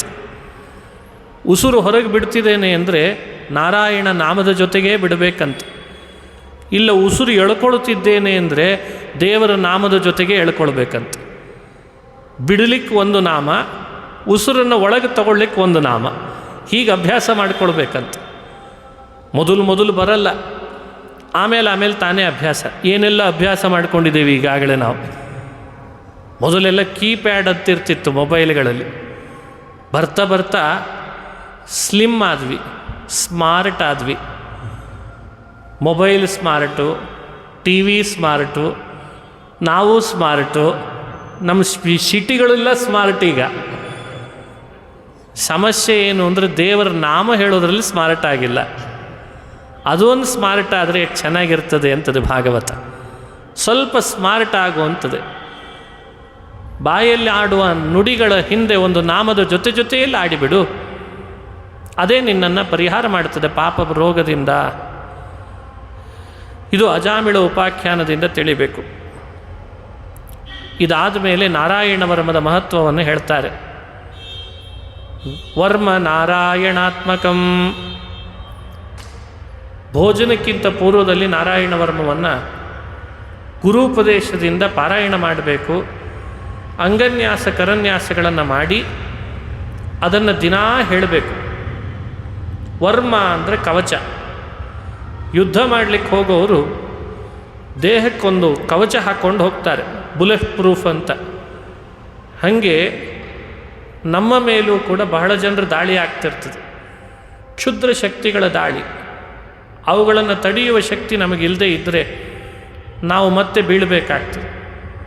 ನಾರಾಯಣ ವರ್ಮವನ್ನು ಯಾರು ಧರಿಸ್ತಾರೆ ಎಲ್ಲ ಕ್ಷುದ್ರ ಶಕ್ತಿಗಳ ದಾಳಿಯನ್ನು ತಡೆಗಟ್ತದಂತೆ. ಹಿಂದೆ ಒಂದು ಘಟನೆ ನಡೀತು ಅಂತಾರೆ. ಕೌಶಿಕ ಗೋತ್ರದ ಒಬ್ಬ ವಿಪ್ರ, ಅವನ ಚರಿತ್ರೆಯನ್ನು ಭಾಗವತ ಹೇಳ್ತದೆ. ಚಿತ್ರರಥ ಅಂತ ಒಬ್ಬ ಗಂಧರ್ವ ತನ್ನ ಹೆಂಗೆಳೆಯರನ್ನು ಕರ್ಕೊಂಡು ವಿಮಾನಯಾನ ಮಾಡ್ತಾ ಇದ್ದ. ವಿಮಾನ ವಿಹಾರ, ಒಂದೂರಿನಿಂದ ಒಂದೂರಿಗೆ ಹೊರಟಿದ್ದ. ಇದ್ದಕ್ಕಿದ್ದ ಹಾಗೆ ಕೆಳಗಡೆಯಲ್ಲೆಲ್ಲ ಉಸುಕಿನ ಪ್ರದೇಶ. ವಿಮಾನ ಸಮೇತ ಕೆಳಗೆ ಬಿದ್ದ. ಯಾಕೆ ಬಿದ್ದೆ ಅಂತ ಅವನಿಗೆ ಆಶ್ಚರ್ಯ ಆಯಿತು. ಹಿಂದೆಲ್ಲೂ ಬಿದ್ದಿರಲಿಲ್ಲ, ವಿಮಾನ ಕೆಳಗೆ ಬಿದ್ದರೆ ಇದ್ದಕ್ಕಿದ್ದಾಗೆ. ಏನಾಯ್ತು ಇಲ್ಲಿ? ಹತ್ತಿರದಲ್ಲಿ ಯಾರಾದರೂ ಇದ್ದಾರಾ ನೋಡಿದ. ವಾಲಕಿಲ್ಯ ಅಂತ ಋಷಿಗಳು, ವಾಲಕಿಲ್ಯ, ಅವರನ್ನು ಹೋಗಿ ವಿಚಾರಿಸಿದ. ನೀವೇ ಋಷಿಗಳು, ತಪಸ್ವಿಗಳು, ನಿಮಗೆ ಗೊತ್ತಾಗ್ತದೆ, ನಾನು ವಿಮಾನದಲ್ಲಿ ಹೋಗ್ತಾ ಇದ್ದವನು ಇದ್ದಕ್ಕಿದ್ದ ಹಾಗೆ ಬಿದ್ದೆಲ್ಲ ಯಾಕೆ? ಆ ಪ್ರದೇಶದಲ್ಲಿ ಏನು ಅಂಥದ್ದಿದೆ ಅಲ್ಲಿ? ವಾಲಕಿಲ್ಯರು ಹೇಳ್ತಾರೆ, ಕೌಶಿಕ ಗೋತ್ರದ ಒಬ್ಬ ವಿಪ್ರ, ಅವನಿಗೆ ಯಾರು ಪರಿವಾರದವರು ಇರಲಿಲ್ಲ. ಮಡದಿ ಇಲ್ಲ, ಮಕ್ಕಳಿಲ್ಲ, ಬಂಧುಗಳಿಲ್ಲ, ಅನಾಥನಾದವನು. ನಾರಾಯಣ ವರ್ಮವನ್ನು ಜಪ ಮಾಡ್ತಾ ಇದ್ದ ದಿನನಿತ್ಯ. ಅದರ ಜಪದ ಪ್ರಭಾವದಿಂದಲೇ ದೇಹ ಬಿಟ್ಟ. ಅವನ ಅಸ್ಥಿಗಳಲ್ಲಿ ದೇವರ ಸನ್ನಿಧಾನವೂ ಬಂದಿತ್ತು. ದೇಹ ಬಿಟ್ಟಿದ್ದಾನೆ, ಅದಕ್ಕೆ ಸಂಸ್ಕಾರ ಆಗಿಲ್ಲ, ಅಸ್ಥಿಗಳ ವಿಸರ್ಜನೆ ಆಗಿಲ್ಲ. ನೀನು ಆಕಾಶ ಮಾರ್ಗವಾಗಿ ಹೋಗುವಾಗ ಅದನ್ನು ದಾಟಿದೆ, ಅದಕ್ಕೆ ಬಿದ್ದಿ ಅಂತ ಹೇಳಿದ್ರಂತೆ. ಚಿತ್ರರಥ ಗಂಧರ್ವ ತಾನೇ ಬಂದು ಆ ಮರಳುಗಾಡಿನಲ್ಲಿ ಹುಡುಕಿ ಅಸ್ಥಿಗಳನ್ನು ತೆಗೆದು ಗಂಗೆಯಲ್ಲಿ ಅವುಗಳನ್ನು ವಿಸರ್ಜನೆ ಮಾಡಿ ಅವನಿಗೆ ಮುಕ್ತಿ ಕೊಡಿಸಿದ ಅಂತ ಕಥೆ ಬರ್ತದೆ. ನೋಡಿ, ನಾರಾಯಣ ವರ್ಮ ಪಾರಾಯಣ ಮಾಡಿದರೆ ಅವರು ಯಾವತ್ತೂ ಕೂಡ ಅನಾಥರು ಅನ್ನೋ ಭಾವ ಬರಲ್ಲ. ಅವರಿಗೆ ಯಾವ ರೀತಿ ಸದ್ಗತಿ ಕೊಡಬೇಕೋ ಅದನ್ನು ದೇವರು ಕೊಟ್ಬಿಡ್ತಾನಂತ. ಚಿತ್ರರಥ ಅಂತ ಹೆಸರು, ಗಂಧರ್ವನ ಒಳಗೆ ಭಗವಂತನೇ ಇದ್ದಂತೆ, ನೆಪ ಮಾಡಿದ ಬಿದ್ದಂತೆ. ನಾರಾಯಣ ವರ್ಮ ಪಾರಾಯಣ ಮಾಡೋರ ಶಕ್ತಿ ಎಷ್ಟು ಅಂತ ಜಗತ್ತಿಗೆ ಪ್ರಸ್ತುತಪಡಿಸಲಿಕ್ಕೆ ಬಿದ್ದ ಹಾಗೆ ನೆಪ ಮಾಡಿದ. ಭಗವದ್ಗೀತೆಯಲ್ಲಿ ಕೃಷ್ಣ ವಿಭೂತಿ ಯೋಗದಲ್ಲಿ ಹೇಳ್ತಾನೆ, ಗಂಧರ್ವಾಣಾಂ ಚಿತ್ರರಥ ಅಂತ. ಗಂಧರ್ವರ ಮಧ್ಯದಲ್ಲಿ ನನ್ನ ವಿಭೂತಿ ರೂಪ ಚಿತ್ರರಥನಲ್ಲಿಟ್ಟಿದ್ದೇನೆ. ಹಾಗಾದರೆ ಇಲ್ಲಿ ಬಿದ್ದಂತೆ ನಟನೆ ಮಾಡಿದ್ದು ಚಿತ್ರರಥ ದೇವರೇ, ಅವನ ಅಸ್ಥಿಗಳನ್ನು ವಿಸರ್ಜನೆ ಮಾಡಿದ್ದು ದೇವರೇ. ಬಂಧುಗಳಿಲ್ಲದೆ ಅನಾಥರಾದವರು, ಯಾರೂ ಇಲ್ಲದೆ ಎಲ್ಲರೂ ಇದ್ದರೂ ಇಲ್ಲದೆ ಇದ್ದಂಗೆ ಇರ್ತೇವೆ ಈಗೆಲ್ಲ. ಈ ಸಂದರ್ಭದಲ್ಲಿ ಇಂಥ ನಾರಾಯಣ ವರ್ಮ ನಮಗೆ ಭಗವಂತನೇ ಸದ್ಗತಿ ಕೊಡುವಂತೆ ಮಾಡ್ತದೆ ಅನ್ನಲಿಕ್ಕೆ ಇದು ನಿದರ್ಶನ ಅಂತದೆ. ದೇವೇಂದ್ರ ವಿಶ್ವರೂಪರಿಂದ ಇದನ್ನು ಉಪದೇಶ ಪಡೆದು ಅಸುರರ ಜೊತೆಗೆ ಯುದ್ಧ ಮಾಡ್ತಾ ಎಲ್ಲ ಸಂಪತ್ತನ್ನು ಮರಳಿ ಪಡೆದ ಅಂತದೆ. ಯಯಾ ಗುಪ್ತ ಸಹಸ್ರಾಕ್ಷ ಸವಾಹಾನ್ ರಿಪುಸೈನಿಕಾನ್. ನಾರಾಯಣ ವರ್ಮದ ಪ್ರಭಾವ ಅಷ್ಟಿಷ್ಟಲ್ಲ. ಇದನ್ನು ಉಪದೇಶ ಮಾಡಿದ ಮೇಲೆ ಇಂದ್ರ ಅಸುರರನ್ನೆಲ್ಲ ಸೋಲಿಸಿದ. ತಂದೆ ಸಂಪತ್ತು ಅವರು ಅಪಹರಣ ಮಾಡಿದ್ರು, ಮರಳಿ ತನ್ನ ಸಂಪತ್ತನ್ನು ಪಡೆದ, ಪದವಿಯನ್ನು ಪಡೆದ, ವೈಭವವನ್ನು ಪಡೆದ ಅಂತ ಹೇಳ್ತದೆ. ಹಾಗಾಗಿ ಕಳೆದೋದ ಸಂಪತ್ತು ಮರಳಿ ಸಿಗಬೇಕಾದ್ರೆ ನಾರಾಯಣ ವರ್ಮ ಪಾರಾಯಣ ಮಾಡಬೇಕು. ನಮಗೆ ಸದ್ಗತಿ ಆಗಬೇಕಾದ್ರೆ ನಾರಾಯಣ ವರ್ಮ ಹೇಳಬೇಕು.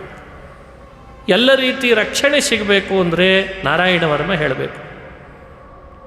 ಬೇರೆ ಬೇರೆ ಫಲ ನಾರಾಯಣ ವರ್ಮ ಹೇಳ್ತದೆ. ಇಂಥ ನಾರಾಯಣ ವರ್ಮದ ಮಹಿಮೆ ಭಾಗವತದ 6ನೇ ಸ್ಕಂದದಲ್ಲಿ ಈ ರೀತಿ ಮೂಡಿ ಬರ್ತದೆ. ಹಾಗೆ ಶಬಲಾಶ್ವ ಹರಿಯೇಶ್ವರಿಗೆ ನಾರದರು ಮಾಡಿದ ಉಪದೇಶ ಅಂತ ಅದನ್ನು ವ್ಯಾಖ್ಯಾನ ಮಾಡ್ತಾರೆ. ನಾರದರು ಮಾಡಿದ ಪ್ರಶ್ನೆಗಳು, ಶಬಲಾಶ್ವರು ಕೊಟ್ಟ ಉತ್ತರ, ಆಧ್ಯಾತ್ಮಿಕ ಪ್ರಶ್ನೋತ್ತರ ಅಂತ ಹೇಳ್ತಾರೆ ಭಾಗವತದಲ್ಲಿ. ಅದನ್ನೂ ಕೂಡ ಶ್ರವಣ ಮಾಡಬೇಕು. ಅದನ್ನು ಮತ್ತೆ ನಾಳೆ ದಿವಸ ಚಿಂತಿಸ್ಬೋದು.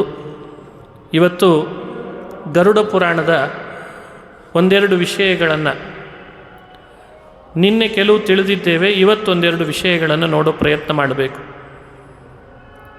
ಗರುಡ ಪುರಾಣದ ಅನೇಕ ಸಂಗತಿಗಳನ್ನು ಭಾಗವತ ತಾತ್ಪರ್ಯದಿಂದಲೂ ತಿಳಿತೇವೆ.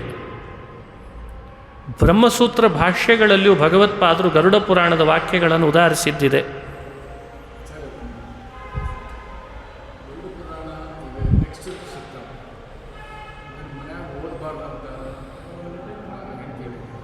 ಇಲ್ಲ, ಅದೆಲ್ಲ ಏನಿಲ್ಲ, ಅದೆಲ್ಲ ಮೌಢ್ಯ. ಗರುಡ ಪುರಾಣವನ್ನು ವೇದವ್ಯಾಸರೇ ರಚನೆ ಮಾಡಿತ್ತು. ಎಲ್ಲ ಪುರಾಣಗಳಲ್ಲಿ ಹೇಗೋ ಹಾಗೆ. ಕೆಲವರಿಗೆ ಅದು ಭ್ರಮೆ.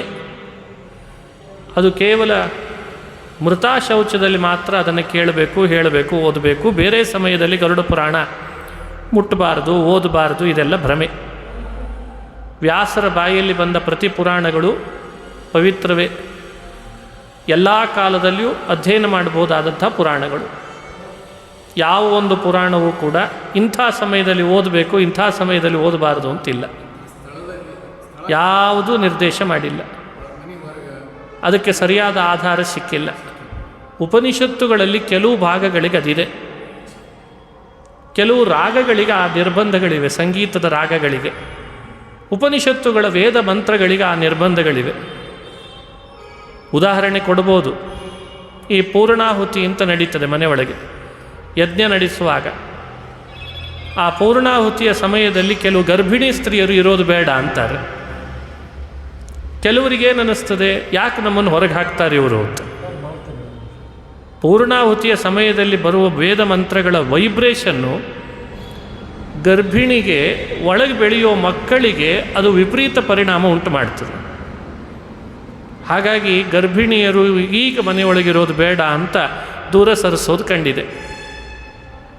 ಸಂಗೀತಗಳಲ್ಲಿ ಕೆಲವು ರಾಗ, ಉದಯ ರಾಗವನ್ನು ಉದಯ ಕಾಲದಲ್ಲೇ ಹೇಳಬೇಕು, ಅದನ್ನು ಸಂಧ್ಯಾ ಕಾಲದಲ್ಲಿ ಹೇಳಬಾರ್ದು. ಭೈರವಿಯನ್ನು ಉದಯ ಕಾಲದಲ್ಲಿ ಹೇಳಬಾರ್ದು. ಭೈರವಿ ಯಾವತ್ತಿದ್ರೂ ಸಂಧ್ಯಾ ಕಾಲದಲ್ಲೇ ಹೇಳಬೇಕು. ಕಾಲದ ನಿರ್ಬಂಧ ಸಂಗೀತ ಶಾಸ್ತ್ರದಲ್ಲಿ ರಾಗಗಳಿಗಿದೆ. ಎಲ್ಲರೂ ಎಲ್ಲ ರಾಗ ಹೇಳಲಿಕ್ಕೂ ಇಲ್ಲ. ಕೆಲವು ರಾಗಗಳು ವಿಶೇಷ, ರೋಗವನ್ನು ಪರಿಹರಿಸ್ಕೊಳ್ತಾರೆ. ಕೆಲವು ರಾಗಗಳನ್ನು ಅತಿಯಾಗಿ ಹೇಳೋದ್ರಿಂದ ರೋಗ ಜಾಸ್ತಿ ಮಾಡ್ಕೋತಾರೆ. ಹೀಗೆ ಸಂಗೀತದ ರಾಗಗಳಿಗೆ ನಿರ್ಬಂಧ ಇದೆ, ವೇದದ ಮಂತ್ರಗಳಿಗೆ ಕಾಲ ದೇಶಗಳ ನಿರ್ಬಂಧ ಇದೆ. ಪುರಾಣಗಳಿಗೆ ಅಂಥ ನಿರ್ಬಂಧ ಹೇಳಿದ್ದು ಎಲ್ಲೂ ಇನ್ನೂ ಕಂಡಿಲ್ಲ. ಮನೆಯಲ್ಲಿ ಓದಬಾರ್ದು, ಮಠಗಳಲ್ಲಿ ಓದಬಾರ್ದು, ಮಂದಿರಗಳಲ್ಲಿ ಓದಬಾರ್ದು, ಇಲ್ಲೇ ಓದಬೇಕು, ಇಂಥ ನಿರ್ಬಂಧ ಪುರಾಣಗಳಲ್ಲಿ ನಮಗಿನ್ನೂ ಕಂಡಿಲ್ಲ. ಹಾಗಾಗಿ ಯಾವುದಕ್ಕೋ ಇರೋ ನಿರ್ಬಂಧಗಳನ್ನು ಇನ್ಯಾವುದಕ್ಕೋ ಅಪ್ಲೈ ಮಾಡಿ ಭ್ರಮಿಸ್ತದೆ ಲೋಕ. ಆವಾಗ ಯಾವುದೋ ವಿಷಯದಲ್ಲಿ ಏನೋ ಮಾಡಬೇಡ ಅಂತಂದಿರ್ತಾರೆ, ಇವನೇ ತರ್ಕ ಮಾಡಿ ಅದನ್ನು ಬೇರೆ ಕಡೆಯಲ್ಲೂ ಅಪ್ಲೈ ಮಾಡ್ತಿರ್ತಾನೆ. ಅಲ್ಲಿ ಬೇಡ ಅಂದಿದ್ದಾರೆ ಇಲ್ಲೂ ಮಾಡಿಬಿಡ್ತೇನೆ ಅಂತ. Copy paste. ಅಲ್ಲಿ ಹೇಳಿರುವ ವಿಷಯಗಳನ್ನು ನಾವು ಯಾವಾಗಲೂ ಅನುಸಂಧಾನ ಮಾಡಬಾರ್ದು. ಅಂತೂ ನಿನ್ನೆ ಪುರಾಣಗಳ ವಿವರಣೆ ಮಾಡ್ತಾ ನಾರಾಯಣ 10 ದಿನಗಳಲ್ಲಿ ಆಗುವಂತಹ ಕ್ರಿಯೆಗಳಿಂದ ತೀರಿಕೊಂಡ ಮೃತನಾದ ವ್ಯಕ್ತಿಗೆ ಯಾವ್ಯಾವ ಅವಯವಗಳು ಬೆಳವಣಿಗೆ ಆಗ್ತಾವೆ ಅನ್ನೋದ್ರ ಬಗ್ಗೆ ಒಂದಿಷ್ಟು ಮಾಹಿತಿ ನೋಡ್ತಾ ಬಂದ್ವಿ. ಇವತ್ತು ಅದರ ಮುಂದಿನ ಭಾಗವಾಗಿ ನಾರಾಯಣ ಗರುಡನಿಗೆ ಉಪದೇಶ ಮಾಡಿದ್ದು ಅದನ್ನು ತಿಳಿಬೇಕು.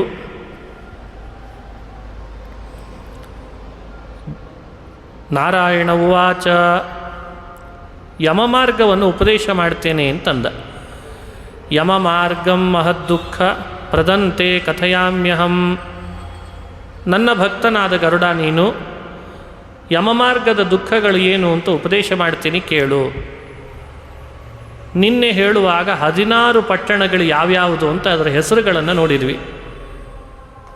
ಅದೇ ರೀತಿ ಆ 16 ಪಟ್ಟಣಗಳನ್ನು ದಾಟಿದ ಮೇಲೆ ಯಮಪಟ್ಟಣ ಬರ್ತದಲ್ಲ, ಆ ಒಂದೊಂದು ಪಟ್ಟಣಕ್ಕೆ ಹೋಗ್ತಾ ಇವನು ಅನುಭವಿಸೋ ದುಃಖಗಳು ಹೇಗಿರ್ತದೆ, ಎಷ್ಟು ಘೋರವಾಗಿರ್ತದೆ ಅಂತ ವಿವರಣೆ ಮಾಡುತ್ತಾರೆ. ಯಮಮಾರ್ಗದಲ್ಲಿ ನೀರು ಸಿಗಲ್ಲ, ಹಸಿವೆ ಬಾಧೆ ತಪ್ಪಿದ್ದಲ್ಲ, ಮೇಲಿಂದ ಮೇಲೆ ಮೂರ್ಛೆ ಬೀಳ್ತಾನೆ, ಎದುರುಗಡೆಗೆ ಸರಿಯಾದ ಬೆಳಕಿರಲ್ಲ,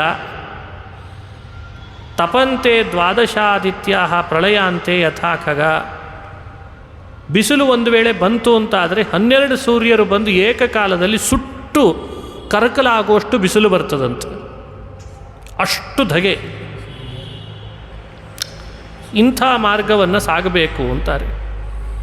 ಸಿಂಹೈರ್ವ್ಯಾಘ್ರೈಃ ಶುಭಿರ್ಘೋರೈಃ ಭಕ್ಷ್ಯತೆ ಕ್ವಾಪಿ ಪಾಪಕೃತ. ಪಾಪಿಷ್ಠರಾದವರು ಯಮಮಾರ್ಗದಲ್ಲಿ ಸಾಗುವಾಗ ಯಾವ ಸಿಂಹದ ಬಾಯಿಗೆ ಬೀಳ್ತಾರೋ, ಯಾವ ಹುಲಿಯ ಬಾಯಿಗೆ ಬೀಳ್ತಾರೋ, ಯಾವ ನರಿಯ ಬಾಯಿಗೆ ಬೀಳ್ತಾರೋ ಅಂತ ಗೊತ್ತಿಲ್ಲ. ಏನು ಬೇಕಾದರೂ ಯಾವ ರೀತಿ ಪ್ರಾಣಿಗಳಾದರೂ ಬಂದು ಇವರನ್ನು ತಿಂತಾ ಇರ್ತಾರೆ.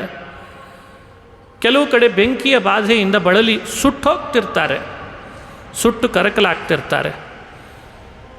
ತತಃ ಕ್ವಚಿನ್ನ ಹಾ ಘೋರಂ ಅಶಿಪತ್ರವನಂ ಮಹತ್. ಮುಂದೆ ಮುಂದೆ ಸಾಕ್ತಾ ಯಮಮಾರ್ಗದಲ್ಲಿ ಹೋಗೋವನಿಗೆ ಅಶಿಪತ್ರವನ ಅಂತ ಒಂದು ಕಾಡು ಸಿಗ್ತದಂತೆ. ಅಶಿಪತ್ರವನ ಅಂತ ಯಾಕೆ ಹೆಸರು ಬಂತು ಅಂದರೆ, ಅಶಿ ಅಂದರೆ ಸಂಸ್ಕೃತದಲ್ಲಿ ಖಡ್ಗ. ಒಂದೊಂದು ಎಲೆಗಳು ಖಡ್ಗದಷ್ಟು ಚೂಪಾಗಿದ್ದದ್ದಕ್ಕೆ ಅದಕ್ಕೆ ಅಶಿಪತ್ರವನ ಅಂತ ಹೆಸರಂತೆ. ಪಾಪ ಮಾಡಿದ ಜೀವನನ್ನು ಥಳಿಸ್ತಾರೆ, ಚಾವಟಿ ಏಟುಗಳಿಂದ ಹೊಡಿತಾರೆ. ಏಟು ತಿನ್ನಲಿಕ್ಕಾಗದೆ ಬಳಲಿ ಬೆಂಡಾದ ವ್ಯಕ್ತಿ ತಪ್ಪಿಸ್ಕೊಳ್ಳೋಣ ಅಂತ ಆ ಕಾಡಿನಲ್ಲಿ ನುಗ್ಗುತ್ತಾನೆ. ನುಗ್ಗಿದ್ರೆ ಆ ಮರಗಿಡಗಳ ಎಲೆಗಳು ಖಡ್ಗದಂತೆ ಇವನ ದೇಹವನ್ನು ಹರಿದು ಬಿಡ್ತಾವೆ. ಇದು ಅಶೀಪತ್ರವನ ಅಂತ ಹೆಸರು. ಯೋಜನಾನಾಂ ಸಹಸ್ರೇ ದ್ವೇ ವಿಸ್ತಾರಯ. ಯೋಜನಾನಾಂ ಸಹಸ್ರೇ ದ್ವೇ, 2000 ಯೋಜನದಷ್ಟು ಉದ್ದವಾದಂಥ ವನ, ಅಷ್ಟೇ ಅಗಲವಾದ ವನ, ಕಾಡು. ಅಲ್ಲಿಗೆ ಇವನನ್ನು ಬಿಡ್ತಾರೆ. ಆ ವನ ಅಂತಿಂಥ ವನ ಅಲ್ಲ.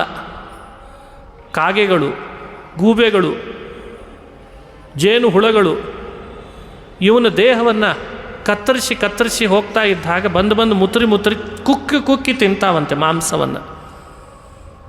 ಇದೇ ಅಶೀಪತ್ರ ವನದ ವಿಚಿತ್ರ ಅಂತ ಹೇಳ್ತಾರೆ. ಅಲ್ಲೇ ಕೆಳಗೆ ಬೀಳ್ತಾನೆ. ಮುಂದೆ ಸಾಗಲಿಕ್ಕೆ ಆಗ್ತಾ ಇಲ್ಲ ಅಂತ ಕೆಳಗೆ ಎಡವಿ ಬಿದ್ದಾಗ ಇವನನ್ನು ಕೈಗಳಿದ್ದ ಚಾವಟಿ ಏಟ್ನಿಂದ ಹೊಡೆದು ಮುಂದೆ ಕರ್ಕೊಂಡು ಹೋಗ್ತಾರಂತೆ. ಅದನ್ನು ವಿವರಣೆ ಮಾಡ್ತಾರೆ. ಕ್ವಚಿತ್ ಪತಂತಿ ಅಂಧಕೂಪೆ ವಿಕಟಾತ್ ಪರ್ವತಾತ್ ಕ್ವಚಿತ್, ಕೆಲವೊಮ್ಮೆ ಬೆಟ್ಟದ ಮೇಲಿನ ತುದಿಯಿಂದ ಕೆಳಗೆ ಬೀಳಿಸ್ತಾರೆ. ಹೀಗೆಲ್ಲ ನಡೀತದಂತೆ ಆ ನರಕದಲ್ಲಿ. ಅಂಥಿಂಥ ನರಕ ಅಲ್ಲ ಅದು ಅಂತ ಹೇಳ್ತಾರೆ.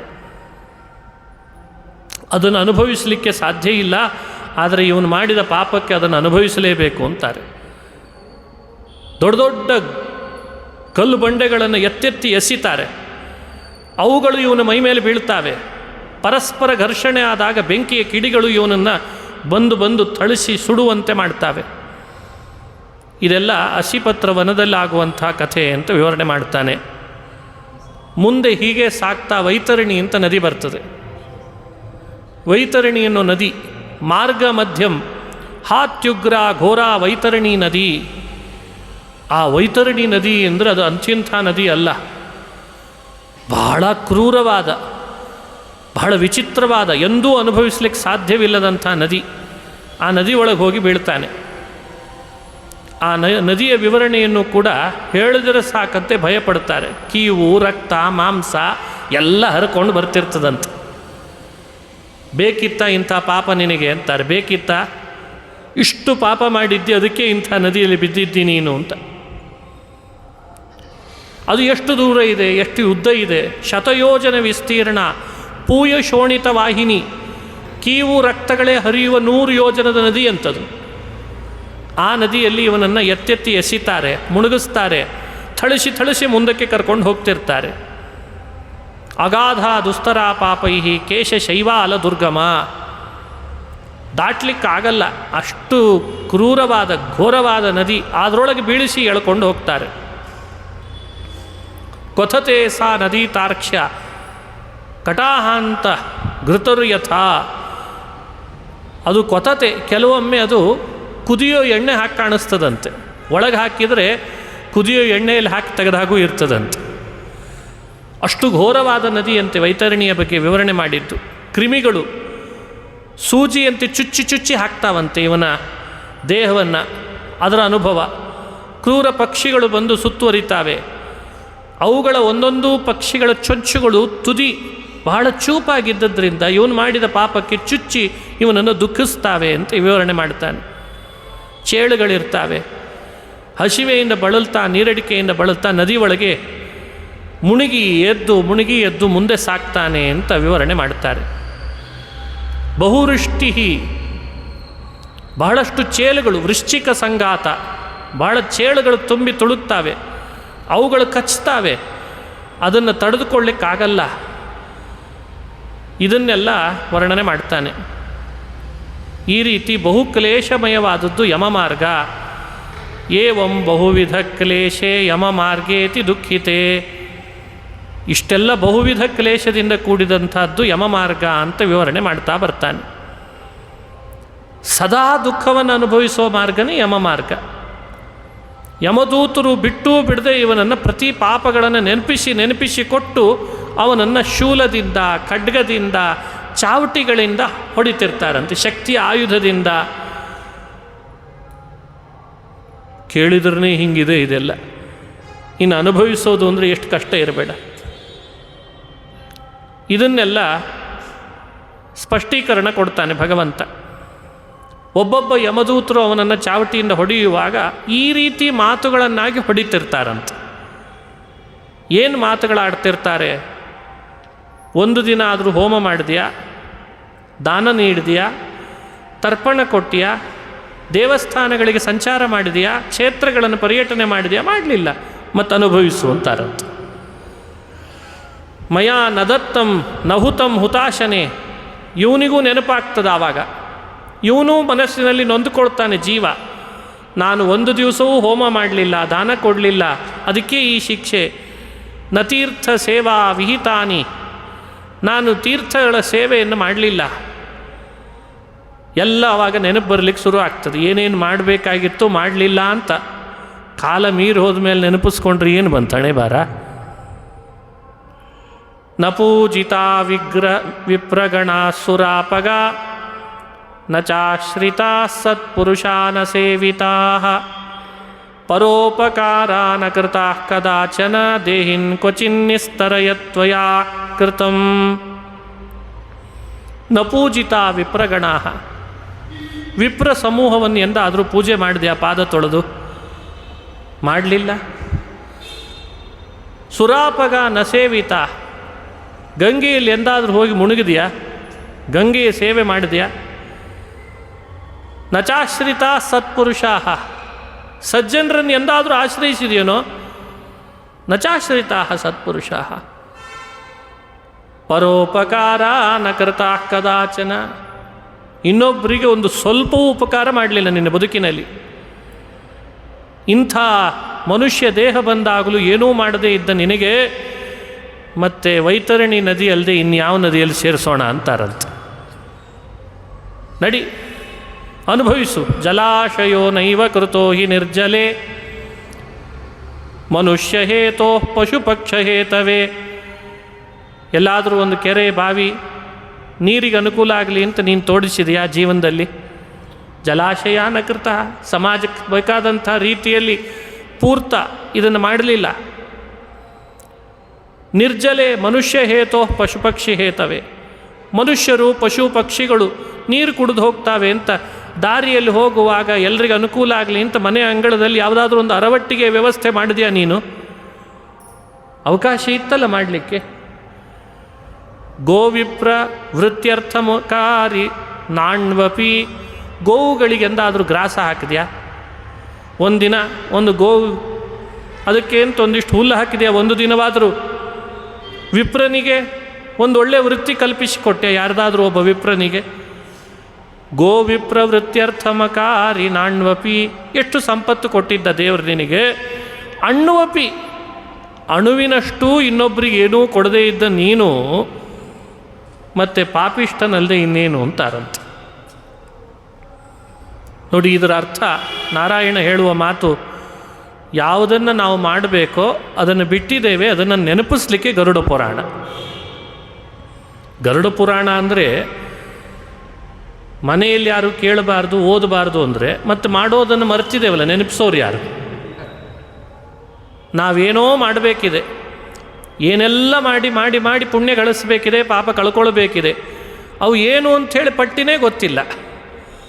ಗೊತ್ತೇ ಇಲ್ಲದವನು ಮನುಷ್ಯ ಮಾಡೋದು ಹೇಗೆ? ಅದನ್ನು ನೆನಪಿಸೋದು ಯಾರು? ಪುರಾಣಗಳಿರೋದೇ ಮನುಷ್ಯನ ಕರ್ತವ್ಯ ಪ್ರಜ್ಞೆಯನ್ನು ಜಾಗೃತಗೊಳಿಸಲಿಕ್ಕೆ, ಬೇರೆ ಏನು ಉದ್ದೇಶ ಅಲ್ಲ. ಅವು ಟಿ ವಿ ಚಾನಲ್ ಅಲ್ಲ, ಭಯ ಹುಟ್ಟಿಸ್ತವೆ. ಇನ್ನೂ ಬಂದಿರಲ್ಲ ಕರೋನಾ, ಟಿ ವಿಯಲ್ಲಿ ಮೊದಲೇ ಬಂದಿರ್ತದೆ. ಎದೆ ನಡಕ ಇವರೇ ಶುರು ಮಾಡಿರ್ತೀವಿ, ಎದೆ ನಡಕ. ಅಲ್ಲೋ ಅದು ಬಂದೇ ಇಲ್ಲ, ನೀನು ಯಾಕಷ್ಟು? ಅಲ್ಲೆಲ್ಲೋ ಬೇರೆ ದೇಶದಲ್ಲಿದೆ, ನಾಳೆ ಇಲ್ಲೂ ಬರಲಿಕ್ಕಿದೆ. ನಾಳೆ ಬರಲಪ್ಪ, ಇವತ್ತಂತೂ ಬಂದಿಲ್ಲಲ್ಲ. ಭಯೋತ್ಪಾದಕ ಅಲ್ಲ ಪುರಾಣಗಳ ಚಾನಲ್ಲು, ಮನುಷ್ಯನ ಕರ್ತವ್ಯ ಪ್ರಜ್ಞೆ ಜಾಗೃತ ಮಾಡ್ತವೆ. ನ ನಿತ್ಯದಾನಂ ನಗವಾನ್ಹಿಕಂ ಕೃತಂ